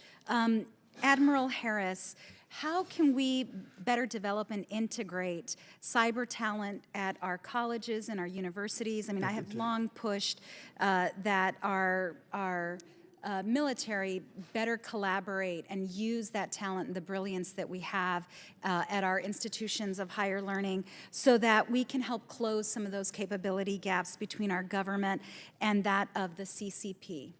Yeah, it's a great question. Thank you for it. I think that we already have taken steps to improve that field of study in the sense that we have now formal relationships between the department and at least 10 or maybe a dozen universities that are teaching now major fields of study in cyber and cyber warfare. So that relationship is important. It can and maybe should be expanded, but the fact that we have it at all, I think recognizes the talent that is extant in the communities that we're not receiving in the department. Are we moving quickly enough in that direction? I don't think you can move quickly enough, but I think we are moving, and that's the important thing at this point. Thank you both very much. Mr. Chairman, I yield back. Chair now recognizes the gentleman from Alabama, Mr. Strong, for 5 minutes. Thank you, Mr. Chairman, Admiral Harris, Dr. Sisson. This is the most informative committee hearing I've ever been in. Matter of fact, this is my first committee hearing to be in. So I appreciate each of your time to review the threats of our homeland posed by the Chinese Communist Party. The National Security Strategy refers to the CCP as the most comprehensive and serious challenge to the security of the United States of America. First, I want to briefly introduce myself to my colleagues present and those that are tuning in. My name is Dale Strong. I'm a freshman member of the 118th Congress representing Alabama's 5th Congressional District. Prior to being elected to Congress, I served as chairman of the Madison County Commission in Huntsville, Alabama, more affectionately known as Rocket City, USA, the propulsion capital of the world. Alabama's 5th District is proud home to Redstone Arsenal and hosts many important Department of Defense equities, including Army Material Command, Army Space Missile Defense Command, the Missile Defense Agency, the Defense Intelligence Agency's Missile and Space Intelligence Center. While Redstone employs more than 46,000 people, my district also hosts thousands of contractors and Research Park with more than a quarter of the top 100 defense companies in the world calling North Alabama home. I specifically want to thank my friend, now colleague, Chairman Rogers. I'm proud to serve on this committee under your leadership and with the each of the members thereof. I truly believe that America's finest days are still ahead. Admiral Harris, the FY23 NDAA called for a more robust and procurement for missile defense systems for Guam. It also requires the Secretary of Defense to designate a senior DoD official to develop and deploy this system. Given your experience in the region, which DoD official do you believe would is best suited for this role? Yeah, Congressman, thank you. At this juncture, I think the best DoD official would be someone expert in program management, because they got to build up Guam in a joint way with the Army, the Air Force, and the Navy, differing systems, different sensor packages into a unified ability to shoot down both air-breathing cruise missiles with a 360-degree threat sector or ballistic missiles. So at this point, I think we need to focus on program management. Probably a military officer. It could come from any of the services, but more on the programmatic side. And then a few years from now, after the system is in place, then I would think that we would want an operational officer to be in charge of it, and probably to stand up what INDOPACOM has called for, a joint task force, Guam. Thank you. What key elements should this missile defense system for Guam contain? Well, I mentioned some of them. You've got to deal with a 360-degree threat arc, assuming that the threat is from China, because it doesn't have to come just from the 180 to 360. It could come all around, given China's capabilities. It has to be able to shoot down air breathers, cruise missiles, because you're in range of cruise missiles from the mainland of China into Guam. And then there's the ballistic missile threat, the medium-range ballistic missiles that'll come in. So, you know, you've got to have a system that can look high and low. And then ultimately, we're going to have to deal with the hypersonic threat that we've spent some time talking about already. So those are, in totality, it's a significant challenge. Not an overcomable one. I mean, not one that we're going to not be able to overcome, but it is a significant challenge. Thank you. We've learned that the People's Liberation Army has a habit of describing its campaign of military intimidation against Taiwan as exercises. Recent exercises have included significant mobilization of units in mainland China, as well as nationwide movement of roll-on, roll-off ferries that would likely play a role if in an actual invasion. Do you believe these exercises negatively impact the United States' ability to protect or to predict kinetic operations? Not at all. I think the exercises actually help us understand from an intelligence perspective, the PRC's capabilities. Thank you. And then referring back to comments earlier related to space launch earlier, you look just in recent days, the United Launch Alliance has received their new American-made BE-4 engine. ULA also has shipped their Vulcan rocket to the Cape for testing. I concur with you. America is more than able to make these rockets, and we shouldn't be dependent on any other country. I yield back to the chairman. Chair now recognizes the gentleman from Pennsylvania, Mr. DeLuzio. Thank you, Mr. Chairman. Dr. Sisson, Admiral Harris, thank you for being here.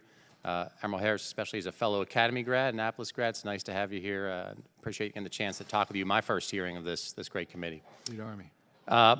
You know, I had the great honor of serving as a surface officer at sea. I saw deployments to the Middle East and Pacific, seeing some of these threats that you were both speaking about today. And I'm lucky to represent a district with a significant number of those who've also worn the uniform. I share the concern here about the rise of China. That's undoubtedly become a threat to our national and economic security. Admiral Harris, my first question's for you. You advocate changing our policy to one of strategic clarity, as you describe it, when it comes to Taiwan and its defense. And I'd like you, if you would, please, to explain what strategic clarity means in layman's terms for my constituents in Western Pennsylvania. Yeah, so for me, strategic clarity means that we are clear as a nation that we would defend Taiwan if China attacks Taiwan to forcibly reunite with them. Our current policy has been in place for 44 years. It's strategic ambiguity, so that the question of whether we would defend Taiwan or not is unanswered. I think that policy has served us well looking back, but I think the time to change the policy is now. The PRC has been nothing but clear. They have exercised complete strategic clarity on their intent with regard to Taiwan. I think it's important, as I mentioned before, to three constituencies. It's important for the Taiwanese to know whether we're going to defend them or not, so that then they can make the decision to either increase their defensive capabilities significantly or capitulate and join the Chinese, the mainland. The second constituency is the Chinese themselves. They need to know the cost of invading Taiwan. And the third constituency is the American people, because it's your sons and daughters that are going to do the fighting and dying if we defend Taiwan against an attack by China. We ought to know, the American people ought to know that that's in the plans. They knew during the Cold War that we would potentially have to fight the Soviet Union on the Fulda Gap and the GI-UK Gap and everywhere else. And they bought into that, for the most part. And that question remains unexplored today because of this doctrine, this policy of strategic ambiguity. Well, Admiral, I appreciate your answer and explanation. And one piece I do agree with is that the sons and daughters of this country are the ones who bear the brunt of fighting should it happen. And as you, essentially, strategic clarity would have us make a firm and definitive commitment. And I'd ask if you have a sense, what would we expect that sacrifice to be in terms of dollars, in terms of human lives in this country? Yeah, Should we have to rise to Taiwan's defenses? I think you would I don't have a sense of the dollar value, but the cost in human lives would be significant. Okay. Admiral, thank you. Dr. Sisson, thank you as well for being here today. The district I represent, Western Pennsylvania, is a place like many who've been hit economically by our trade imbalance with China, by the economic competition with the People's Republic of China, and their disregard for U.S. international laws and norms. I think Washington is waking up more and more to these costs. I'm pleased that the Biden administration is fighting to bring more of our manufacturing and supply chains back home. My question, Dr. Sisson, to you is, how does this change in our economic strategy to be more confronting of China's economic rise? How might that impact our military posture under the strategy of dual deterrence that I understand you think we ought to continue to support? Quickly, I want to actually answer your last question about the costs Please to be do. expected from any kind of militarized engagement.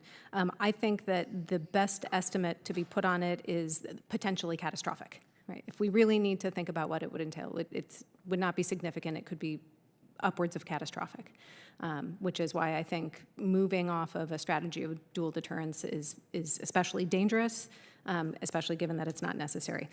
To your other question about sort of the economic relationship and how these two domains might interact, I think it accesses, again, the idea that the entirety of the relationship between the United States and China has to be wholly strategic. It has to do with a grand strategy where the United States addresses our economic interests and negotiates bad behavior with China in that domain just as much as we do its bad behavior in the military domain. What it's going to require is a lot of good coordination. Thank you, Dr. Sisson. Admiral, thank you as well. Yield back, Mr. Chairman. Chair now recognizes the gentlelady from Virginia, Ms. Kiggins, for 5 minutes.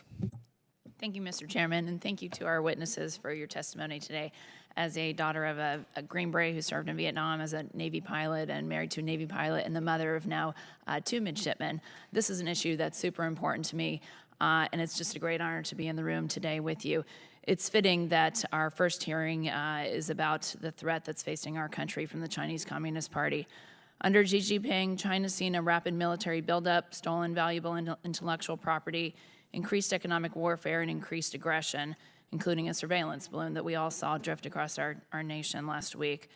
The CCP has demonstrated that it will continue to increase its influence and aggression far beyond the South China Sea. As you know, the Chinese military operates an overseas base in Djibouti, and a recent report from U.S. and China Economic and Security Review Commission stated that Chinese Communist Party's PLA is seeking sites for military installations in West Africa, a location that would give the Chinese military direct access to the Atlantic Ocean. So what, if anything, can the United States do to disincentivize nations, such as those in West Africa, from allowing the PLA to operate military installations within their countries?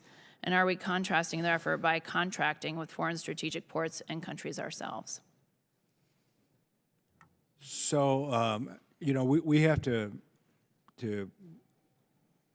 convince countries not to yield their sovereignty to China. And in a case in point, I mentioned it before, is Hambantota Port in Sri Lanka. And we're seeing this weaponization of debt by the PRC against these countries. All we can do, well, not all, but what we can do, what we must do, is to ensure that we share with them the information about the ramifications of falling under this debt diplomacy that China is known for. But every country is sovereign, and they make their own independent decisions, just as we do.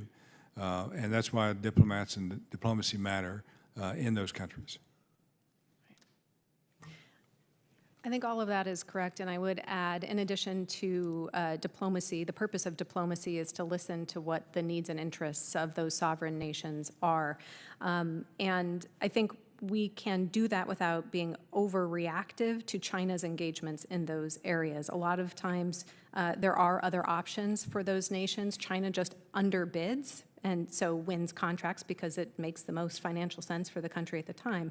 A lot of that is actually self-harming for China because people are getting what they pay for and finding that it's not meeting their needs and their aspirations. And that word is spreading. And so we can continue to provide an alternative, understanding that that alternative might not always be accepted by those nations and that that's not always a terrible outcome in terms of the overall strategic relationship. And along those same lines, I'm just wondering about the level of confidence and trust that all countries in the world have, but especially our allies out there have. You know, we watched a chaotic withdrawal from Afghanistan. We've seen our response to Russia and the Ukraine, and we even watched the response of having a surveillance balloon drift across our country. So, and then listening to you talk about just the slowness in filling the ambassador positions and this lack of strategic clarity we have, and the diplomacy matters, and we've canceled these diplomatic meetings, and I agree with you very much so. So I just wonder if you both could comment about the level of confidence that is out there from not only our NATO allies, but other allies in the region. So I'll start by simply saying that I think the level of confidence in the United States is on the rise internationally, primarily in the recent past due to Ukraine. I think the American response, the bipartisan American response to Ukraine, surprised a lot of people. Most assuredly, it surprised Russia, and it galvanized our European and NATO allies to do more.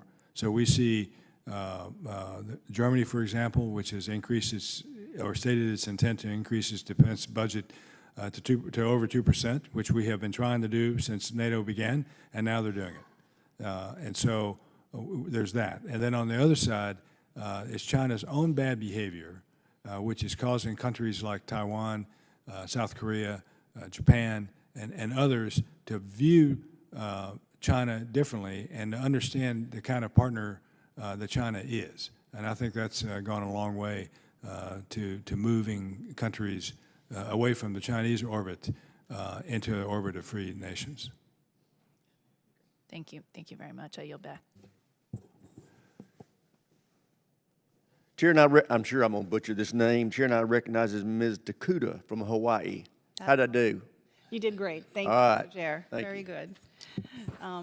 Good morning, good afternoon, Admiral Harris, Dr. Sisson. Thank you so much for being here on our very first hearing as incoming freshmen. You know, we've talked a lot about this balloon, so I'm not going to belabor the point except to say that it was an unacceptable violation of our U.S. sovereign airspace, and I fully support the President's actions to shoot it down in a manner that did not put any U.S. lives or property at risk. What concerns me about this incident, though, was the whirlwind of outbursts here in the United States that highlighted just how tense the political leaders of our country are when it comes to the PRC and when they are involved. As we saw this past week, we now have an environment here in the U.S. where these types of incidences, intentional or not, trigger rushed reactions amongst our political leaders to pressure the President and our military leaders to be tough on the PRC. What this committee should be worried about is what happens in the event of a more dangerous incident, especially as PRC assets in the South China Sea and Western Pacific act more and more recklessly. We saw it just last December when a PLA military jet came within 10 feet of one of our Air Force planes. As our relationship with the PRC grows more and more challenged and our ability of our governments to cooperate whenever there is an incident continues to decline, how does this politicalization of our relationship with the PRC and the growing political pressure of one-upmanship increase the risk of undesired confrontation and affect our national defense? I think that's a good depiction of a lot of the reaction to this particular incident, and it's a mechanism, precisely as you say, to highlight how important crisis management is and being able to have connections at the top level of governments to make sure that these things don't spiral out of control unintentionally. I think part of the dynamic, and hopefully we're coming to a little bit of you know, sort of, we had this sort of very heightened awareness sort of a sudden about the PRC and the PLA's development. And now hopefully we can get our bearings a little bit more. Remember that we are starting from a place of great national advantage, not just militarily, but across all other domains. And we can return ourselves to focusing not being on tough on China or worrying about being soft on China, but we can really just focus on being on smart on China instead. And any event that can move us back to remembering that, I think would be well used. Admiral? Yeah, I'll just say it that it's important to have these connections, either mill to mill, government to government, diplomatic connections with the PRC, arguably more now than ever. Again, at the height of the Cold War, we had those relations, particularly mill to mill, Navy to Navy, with the Soviet Union, which helped diffuse a lot of issues that we had. We don't have that to the degree that we had with regard to China, and we need to work on that.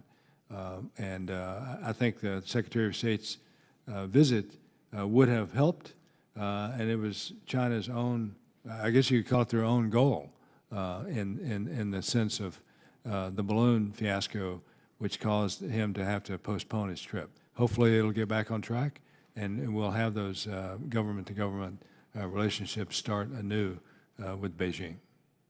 Thank Thank you. You know, just building up on that, Congress has really been playing the leading role in strengthening the U.S.-Taiwan relationship under the foundations laid out with the Taiwan Relations Act way back in 1979. Going forward, more recently, we had the Taiwan Travels Act, we've had the Taipei Act just last Congress, we had the Taiwan Enhanced Resilience Act, although I would note we need to follow that up with an appropriation if we are to take Dr. Sisson's recommendation seriously and assist them with FMF assistance as well. I strongly support these measures because they are appropriate responses to the PRC's unrelenting campaign to try to isolate Taiwan from the international community and to unilaterally make the question of Taiwan's future secure in their interests.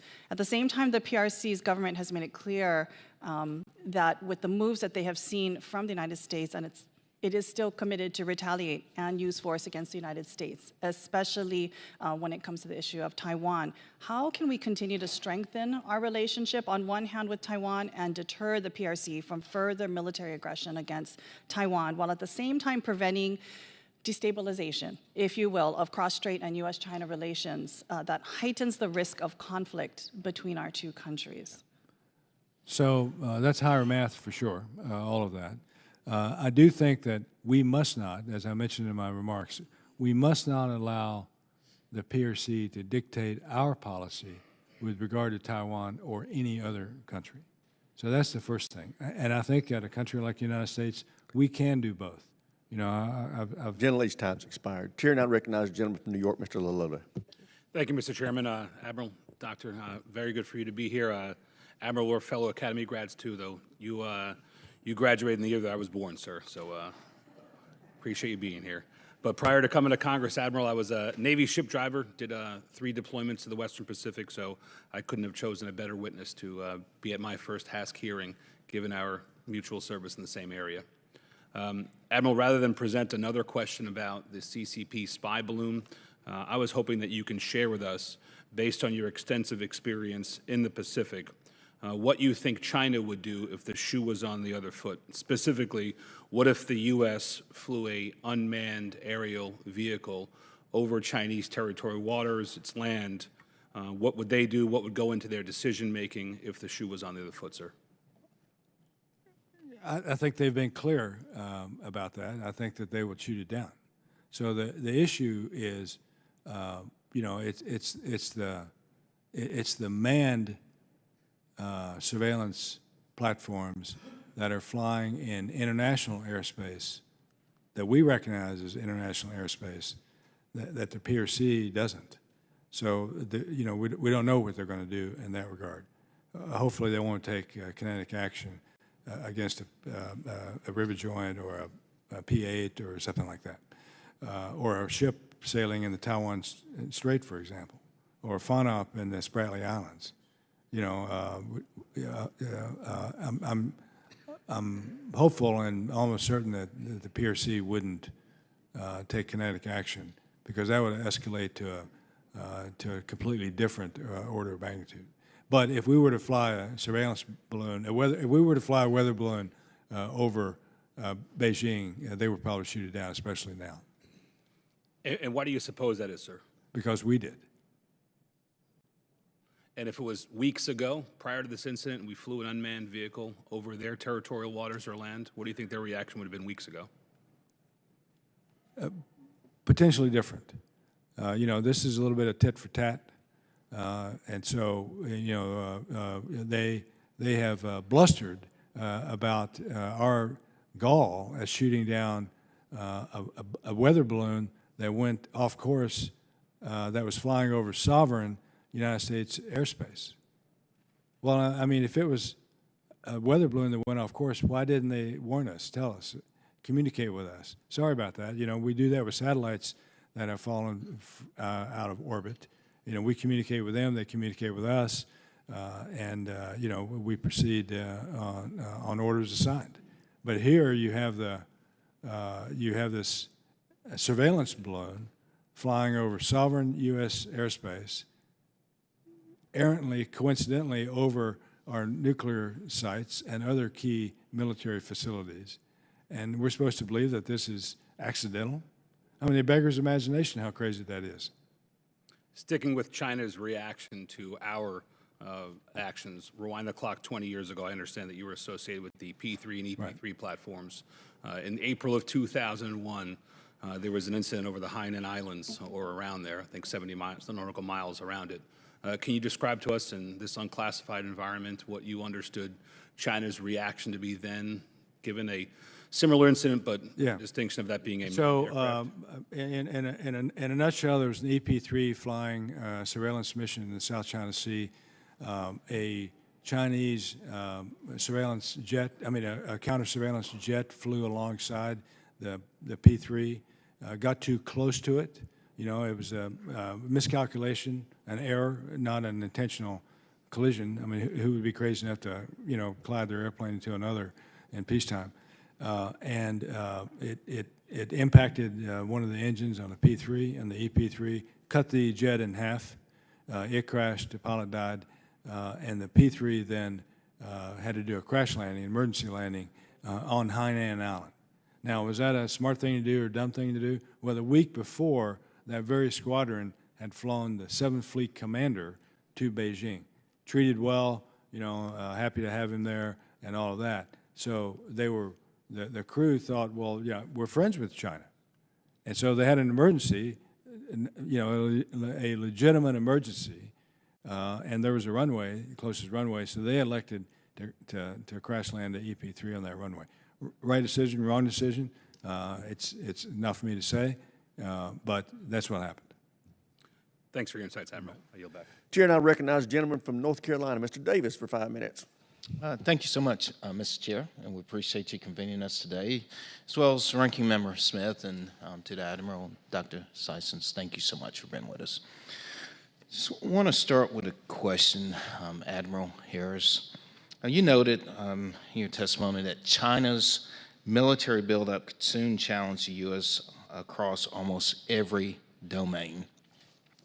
My question is to you, if there's one development that they've made that concerns you the most, one single, what would that be? Cyber. Cyber? Yeah. Okay. And shifting, Dr. Sison, your prior reporting states that China's capabilities of threatening the U.S. military command and control systems and the United States domestic telecommunication systems creates vulnerabilities on the scale that the United States has not experienced since the end of the Cold War. And my question for you would be, could you prioritize what the United States should do to harden domestic infrastructure in anticipation for the most sophisticated methods of attack? Well, I can't give specifics about the mechanisms of doing it. I do know that precisely what you said at the end is the absolute priority, that we need to focus on resilience and hardening all of our command and control and information systems, both operationally for the Department of Defense, but also domestically here at home for our national critical infrastructure. And I think that's a place where that sort of gets a little bit less attention than the military domain. But we need to be attentive to the fact that the CCP could, in any contingency, choose to try to access another of our sources of national power, which is the hearts and minds of the American people, and impose some hardship here that we haven't had to experience for a very long time. And so the point is that we need to work on creating that resilience and hardening the infrastructure, as you say, militarily, but also here domestically in our critical infrastructure as well. Okay, super. And the last thing I have here is we've covered a lot of ground today, and this is, it's my first hearing, and really appreciate being a part of this hearing and look forward to future hearings. How would you summarize and prioritize? We've talked a lot today, how the United States should engage in strategic competition with the Chinese Communist Party while simultaneously reducing the risk of miscalculation and escalation that could lead to conflict. So we all hope for competition and not war. But we have to be, based on my background, we have to be ready to do the latter. even as we exercise the former. I've characterized the PRC as an adversary already. They view us as the enemy. They view us as an adversary. And to be naive, to operate in the naive hope that that we're all going to be friends in the end is dangerous. That is the most dangerous thing, and that itself leads to instability. So if we go in with eyes wide open, and we're willing to engage diplomatically, and they are willing to engage diplomatically, then I think we can coexist in a world of strategic competition that doesn't rise to the level of armed conflict. The Admiral makes some very good points. We do need to be ready militarily, and yet this is a strategic level competition. And the best thing we can do is to remember that this is not a military competition. The military is part of it, but it's a strategic competition with a military element.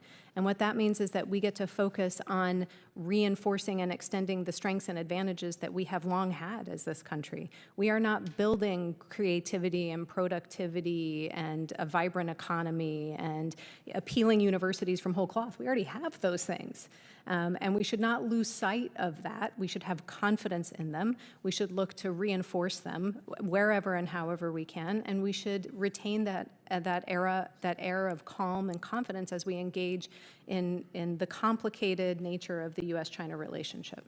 Yeah. Thank you so much. Yield back. Thank you, gentlemen. Chair would like to announce that we'll be making a hard stop at 1:30 for two reasons. One, votes are going to be called at 1:30, and the Admiral has a plane to catch. With that, Mr. Alford of Missouri is recognized for 5 minutes. Thank you, Chairman.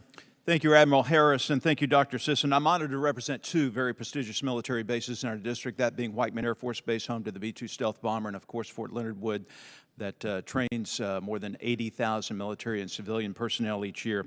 Recent Chinese surveillance balloon that flew unchecked over our U.S. airspace and my home state of Missouri and directly over Whiteman Air Force Base really reconfirmed what we already knew, that China is our #1 national security threat. We cannot allow China to walk all over us and outpace us militarily.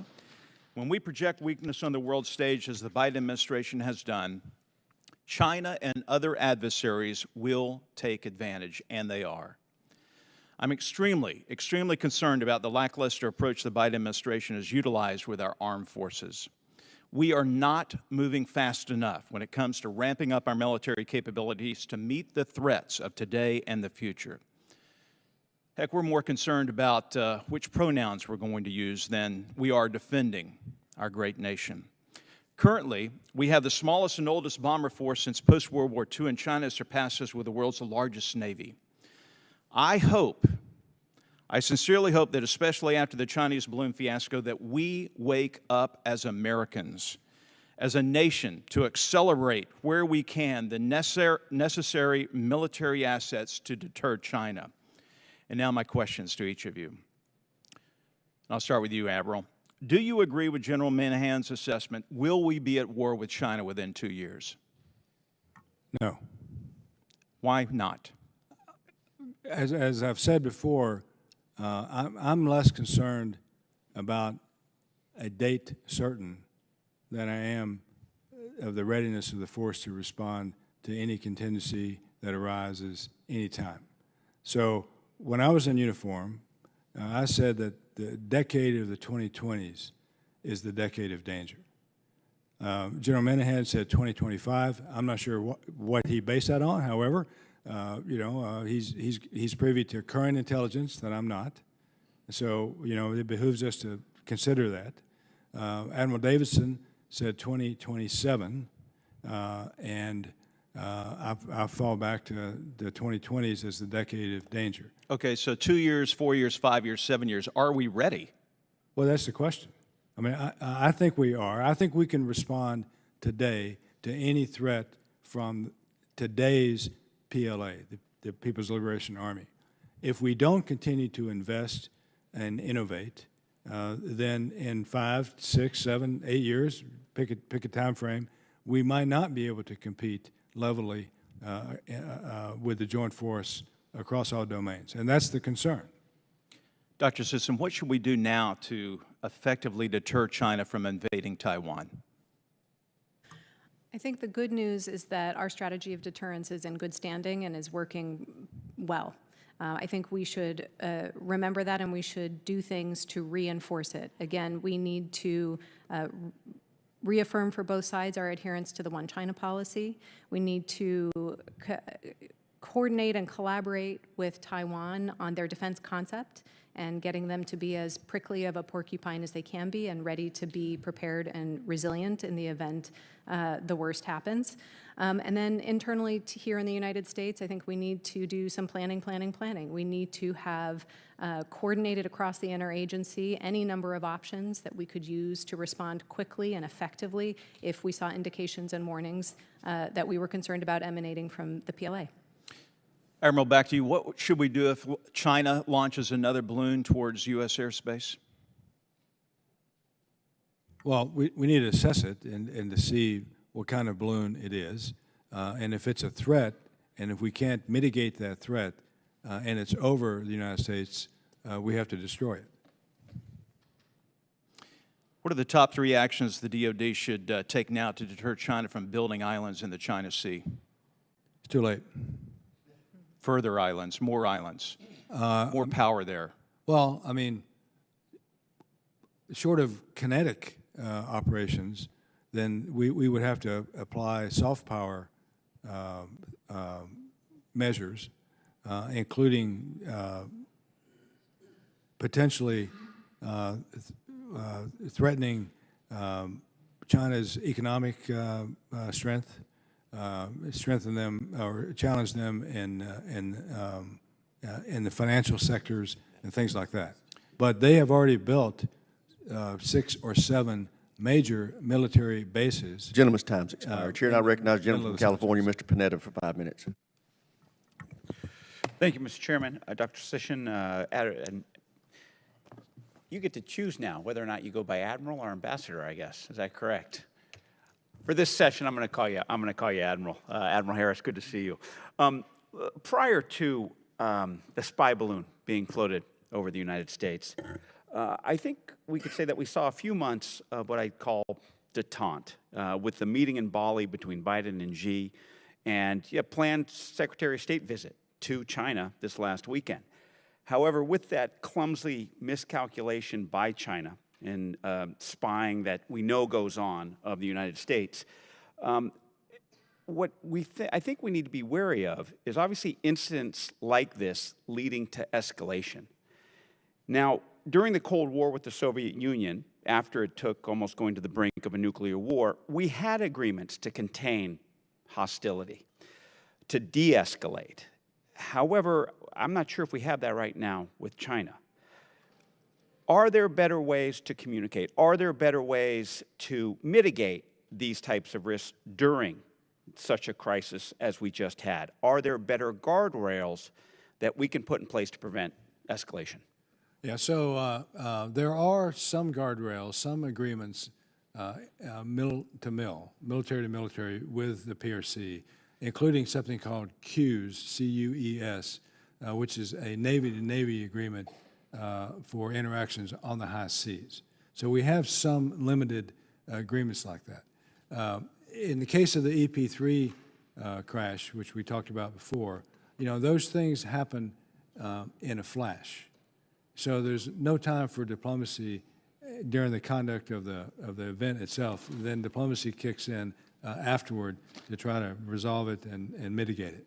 In the case of the balloon, I mean, we had 7 or 8 days for diplomacy to work, and China could have stepped forward at any time in that and said, hey, this is ours, this was a bad move, we want to do it again, sorry about that, we'll help you bring it down, or something like that.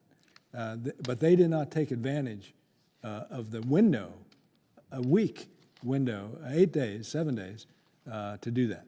So that's on them. And I think that the U.S. government did reach out to the PRC and gave them ample opportunity, which is why you want to extend this thing out, stretch it out for as long as you can. Until it went over water 8 days later, 9 days later, whatever it was, they shot it down. And besides the brief avenues that you mentioned. Dr. Sisson, is there anything else, any other avenues for this type of communication? My view is that the U.S. government should always pursue direct communication at the highest levels of government, especially in conditions like this. The worst case scenario is where communication happens through military action and not through phone lines and now Zoom screens, I guess. Okay. Moving on to my next topic. Admiral, you talked about Taiwan being the #1 democracy, at least in the Pacific. And as we all know, and living in a democracy, elections have consequences. And it seems like the DDP's extended focus on China sort of failed to connect with the Taiwanese people, as evidenced by the last election. In that KMT, obviously, which has a warmer relation with China, in that if it makes gains and actually has a significant wins in the 2024 elections, what would be the consequences of our deterrence capabilities in dealing with the KMT majority? Yeah, so great question. I met with the KMT chairman last week in Taipei. I believe that it was the Cato Institute that called Taiwan the freest nation in East Asia, and I think the definition of free and democratic is when you have a successful handover of power, and they've had several now since they became independent. They haven't been independent that long. But I believe that we could work with the KMT. I don't think the KMT is going to roll over on China, just like I don't think the DPP is going to declare independence. They're both viable, strong parties in Taiwan that have the best interests of the Taiwanese at heart, not the PRC. Great. Dr. Sisson, 20 seconds. I agree entirely with the Admiral. Outstanding. Thanks to both of you. I yield back. Thank you, Mr. Chairman. Chair, and I recognize the gentleman from Florida, Mr. Mills, for 5 minutes. Mr. Chairman, thank you so much. Admiral Harris, Dr. Sisson, thank you. You know, I hear us talk a lot about the definitions of warfare, and I think that that's something that needs to be redefined or rethought about. And I really appreciate Dr. Sisson's stance with regards to strategy as well as for resilience. You know, my whole thing is that while the U.S. may not be at war with China, I would argue that China has long since been at war with the U.S. from an economic, a resource, and a cyber warfare perspective. I think that we also have to identify the geopolitical alliances that's occurred with regards to Russia, China, Iran, and North Korea. You know, the entire incursion that we've seen in this war in Ukraine has a lot to do with Chairman Xi's One Road, One Belt initiative. His desire to expand the Eurasian border, take Africa, take Oceania, recreate this maritime Silk Route while dominating ports and railways, as we've seen with the development in Djibouti. I think that ultimately what we're looking at here is a real need to defend our maritime shipping lines, because their ultimate goal will be to eliminate the U.S. dollar as a global currency while cutting off the Western Hemisphere supply chain with the Horn of Africa, the Mediterranean, Red Sea, Black Sea. And that's why areas like Moldova, as you mentioned, are certainly a key area, as it does not fall under Article 5 with NATO. I would say, however, that one of my colleagues, Carlos Jimenez, Representative Jimenez, had talked about the importance of energy, and I agree with this. I think that if we wanted to actually go after China, we would have to look at the economic strains that we would put on them by stopping reliancy, but also by understanding that the true global currency will be energy. We're seeing where he is exploiting the strains between ourselves and the KSA with regards to OPEC and trying to eliminate or replace the petrodollar to the petro-RON, petro-ruble as a way to throw us into hyperinflation. But we're also watching Russia go ahead and start utilizing the communist agendas and push things like the Chavez in Venezuela, looking at Petro in Colombia, but also the mainland Chinese in the Darien Gap who are actually printing fentanyl. Now, in knowing this and knowing that we are being outpaced, we're being outpaced militarily, we're being outpaced economically, I believe that resilience, readiness is really a key here, not pronouns and DEI as it's being defined. I would say, however, Admiral Harris, that one of the things you talked about was this surveillance balloon. And while I agree that it was good to go ahead and to shoot it down, I also view this as a vulnerability assessment by the Chinese and how we will react, where our actual mitigating measures will be, when we will identify, and what altitudes we will identify. And I think that allowing it to come across the United States was a huge mistake and a failure. If the idea was to shoot it down in a safe area, then we could have done that over the Pacific. And that would have been something where they had already violated our airspace. I also noted that you said that you did not think that they were printing fentanyl with the intent to kill Americans. And I disagree with that strongly. I think that this is a multi-pronged strategic attack that does not involve kinetics. And while we do need to get involved in the kinetic element for readiness, I think that the economic resource and cyber warfare has long been launched. Could you please say once again that what your stance is with regards to those two? Yeah, so I disagree with you, Congressman, on both. I do think that shooting it down over the Atlantic was the appropriate response. And I don't think that China is creating fentanyl with the express purpose of killing Americans. But you don't think that that's one of the things that they think into a factor of that this is actually a focus now by the Americans? Yes, you've utilized the term, we can walk and chew bubble gum, and I do understand that. But I have a hard time of understanding that this is just some type of an economic advantage as opposed to something which is intentional and killing more Americans than any conflict that we're currently in. So with regards to the spy balloon, I'll ask once more. You still feel, though, that allowing it to transverse across the entire United States, going across areas that even civilian aircrafts are not allowed to go across, was a correct approach to this incident?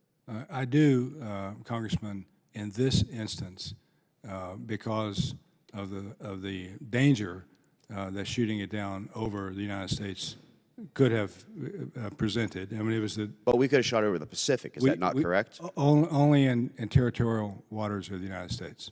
As in when it came across around the Aleutian Chain area, Right. or Right. as If it's in territorial waters, then it's flying over sovereign airspace. But I don't know if when we first detected it.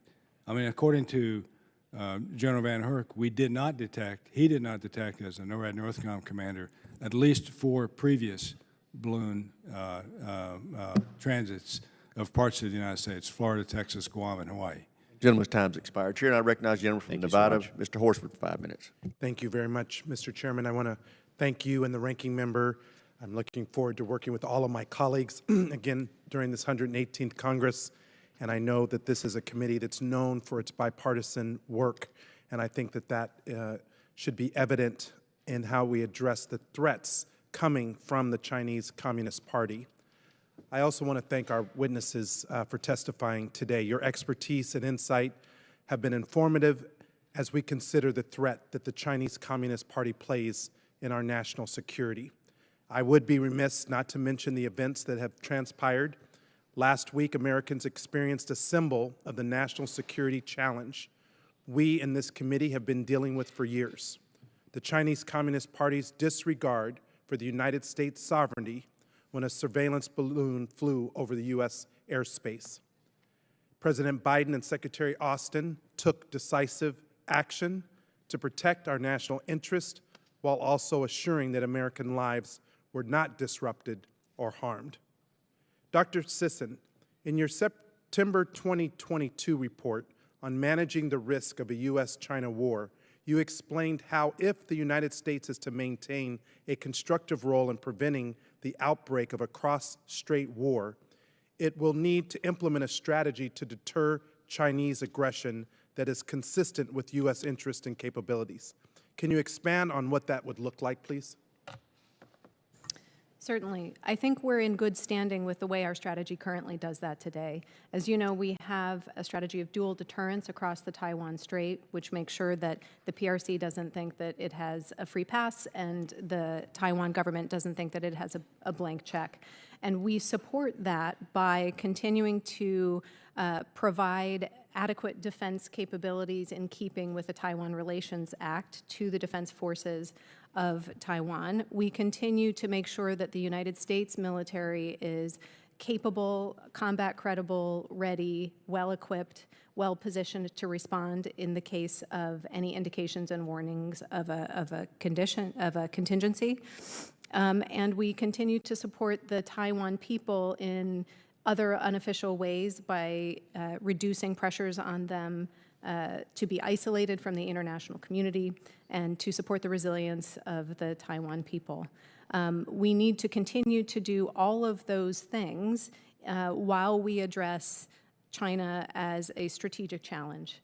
And I'm confident that we're in a good position to do that. We have an enormous number of national strengths, and we're going to continue to rely on those. We have the asset of allies and partners who are like-minded in countering PRC coercion, and these are all attributes that we should take full advantage of. Thank you. And just to restate again, what problems do you foresee us needing to solve in order to compete with the Chinese Communist Party militarily?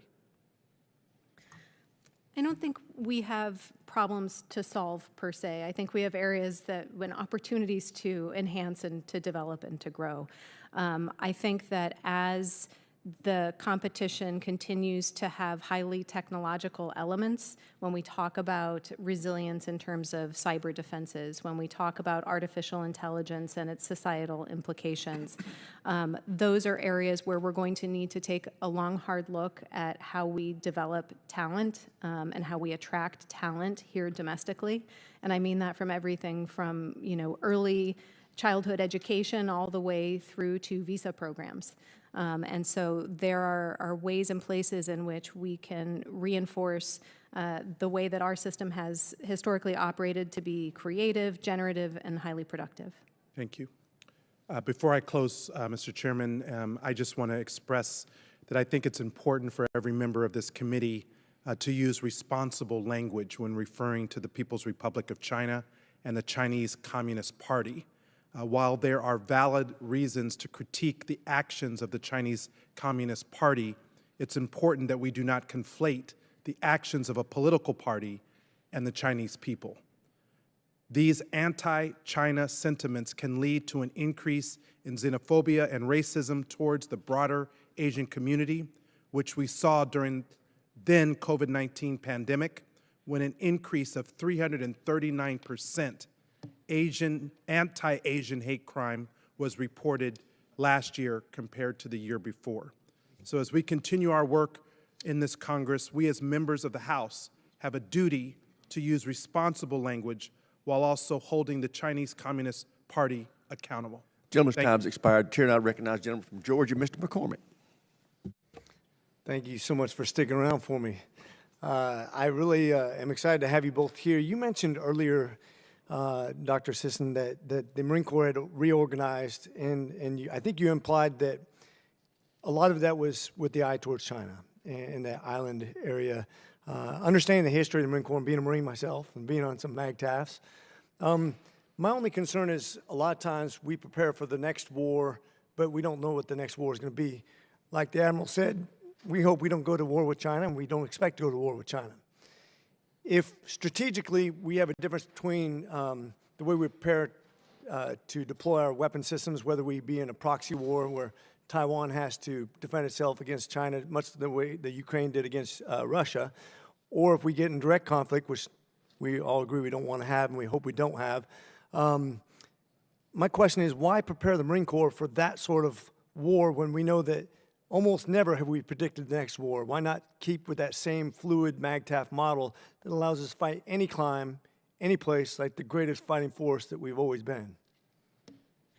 So I think you're right to note that we often get predictions about war wrong at full stop. We predict which ones are going to happen incorrectly. We predict how they're going to go incorrectly. We predict their costs and consequences incorrectly, and so that is all very well taken. My interpretation of what the Marine Corps has done in terms of its reorganization and orientation is be directly responsive to the National Defense Strategy. And so I have a hard time faulting the Marines for that choice, given that that's the direction that they've been given. I think the points that you make are well raised at the strategic level, and that's a conversation to be had. But to the extent that General Berger has been responsive to the NDS, I have to give him high marks. Okay. Well, I'll look forward to that conversation. Admiral, likewise, in the area of our biggest concern with an ally that's, I consider them an ally, of 1.35 billion people, in a large economy right next to China, which being India. I understand the political sensitivity of doing more tactical engagement with a country like that, but I don't understand why we don't engage more in arms sales and actually military exercises and stronger economic ties with a ally that really sees the world similarly to the way we do? Yeah, it's a great question. I addressed it when I was at the PACOM commander. I spoke at the first 3 Rosina dialogues, calling for the resumption of the Quad and all of those things. But just because we want to exercise more with India, just because we want to sell them more military hardware, doesn't mean that the Indians want to exercise more with us or buy our military hardware. They have some foundational, we call them foundational agreements that prohibit them from buying directly from us, and we had to overcome some of those. I didn't state that right. Not that those foundation agreements prevented them from buying from us. The foundation agreements prevented us from selling certain equipment to them. For example, communications gear, because of their rule sets. So we overcame a lot of those, and now we're selling a lot more military hardware to India. They have the largest C-17 fleet outside of the United States, for example, and all of that is good. I think that there is great promise and great potential in working with a country of 1.35 billion, which is now the world's most populous country. So it's important that we do more with India. It's important that we get an ambassador there so that a Senate-confirmed ambassador representing the president would be in place. But we haven't had one now for over 2 years. Yeah, I couldn't agree with you more. I think that's something we need to focus on. Likewise, do we have the industrial ability to ramp up to supply, for example, Australia and India and other allies with the necessary equipment to fight the next war? Because right now I feel like, especially in our shipbuilding capacity, we're severely lacking. For sure. For sure, our industrial capacity is far different now than it was even 5 years ago, let alone 20 and 30 years ago. So that's an industrial base issue that we need to get our arms around. You know, we haven't built Stinger missiles in this country up until the Ukraine thing for 20 years that we built here, except for just a handful that we provided to one of our friends. Well, 10 seconds. I just want to congratulate our F-22 pilots for their first kill. Carry on. Let the Marines lead the way, though. God bless. Thanks. I yield. I would tell the witnesses we saved the best for last. My friend from the great state of Alabama, Ms. Sewell, is recognized for 5 minutes. Thank you, Mr. Chairman. As a new member of the House Armed Services Committee, I'd like to take a point of personal privilege to say that we in the Alabama delegation are very proud of the chairman, and I look forward to working with him and the ranking member Smith for on issues of great importance to our military. I represent, as you know, Mr. Chairman, Alabama's 7th Congressional District, which is the proud home of Maxwell Air Force Base and the 187th Air National Guard Fighter Wing, as well as the 117th Air National Guard Refueling Wing in Birmingham. Countless men and women in uniform that proudly serve our country are natives of our great state. And I look forward to continuing to work with you in the efforts to protect them and also to pursue our military capabilities. Dr. Sisson, I wanted to ask you, I know that the CCP is trying to expand its reach and influence around the globe. They've established a foothold in Djibouti, and they are pursuing transit right agreements in the South Pacific. What tools do we have in our toolbox to strengthen our alliances around the world and discourage countries from hosting PLA bases? And could pursuing more economic engagement in the Pacific area be helpful? For example, the Biden administration is currently pursuing more engagement via the Indo-Pacific Economic Framework. Your thoughts on this? Yeah, absolutely. I think economic engagement is an important element of the ways that we can engage with nations in the Western Pacific, but also, as you know, rightly in other parts of the world. You know, the CCP has taken advantage of what are truly remarkable gains in its internal development to essentially sell that model overseas. And they have been able to put together appealing packages, in part because they keep the cost of their loans low, construction contracts, and so forth. So the thing that we can do is to continue to engage with countries around the world, listen very carefully to their interests and needs, present alternatives resistance, to the Chinese option. We can also count on those countries seeing what has happened to others who have engaged with the CCP in these ways, these construction projects that are shoddy and don't last very long and that ultimately don't serve the needs of the nation. That's a lesson that's not lost on others who are looking to improve their own development. So we can continue to provide that alternative in terms of quality and to listen, engage in them of areas where the quality of those relationships is really important. Well, this is my first hearing on HASC. I served on the House Select Committee on Intelligence for 8 years prior to this, and I can tell you that cybersecurity and AI were like at the foremost of things that we were discussing, and I know that you're an expert in artificial intelligence, military application of them. And so how is the PLA approaching the use and integration of AI into their tactical and strategic planning? And moreover, how can we integrate emerging AI technology into our national security infrastructure, which will also ensure that there are proper checks on this novel technology? That's among the most important questions today, I think, not just specific to the military domain, but beyond. In the military domain, the PLA has been very focused on using AI-enabled technologies to conduct what it calls systems warfare, which is the idea that information, as it has always been in warfare, is so essential to the ability to use the forces that you have to force employment.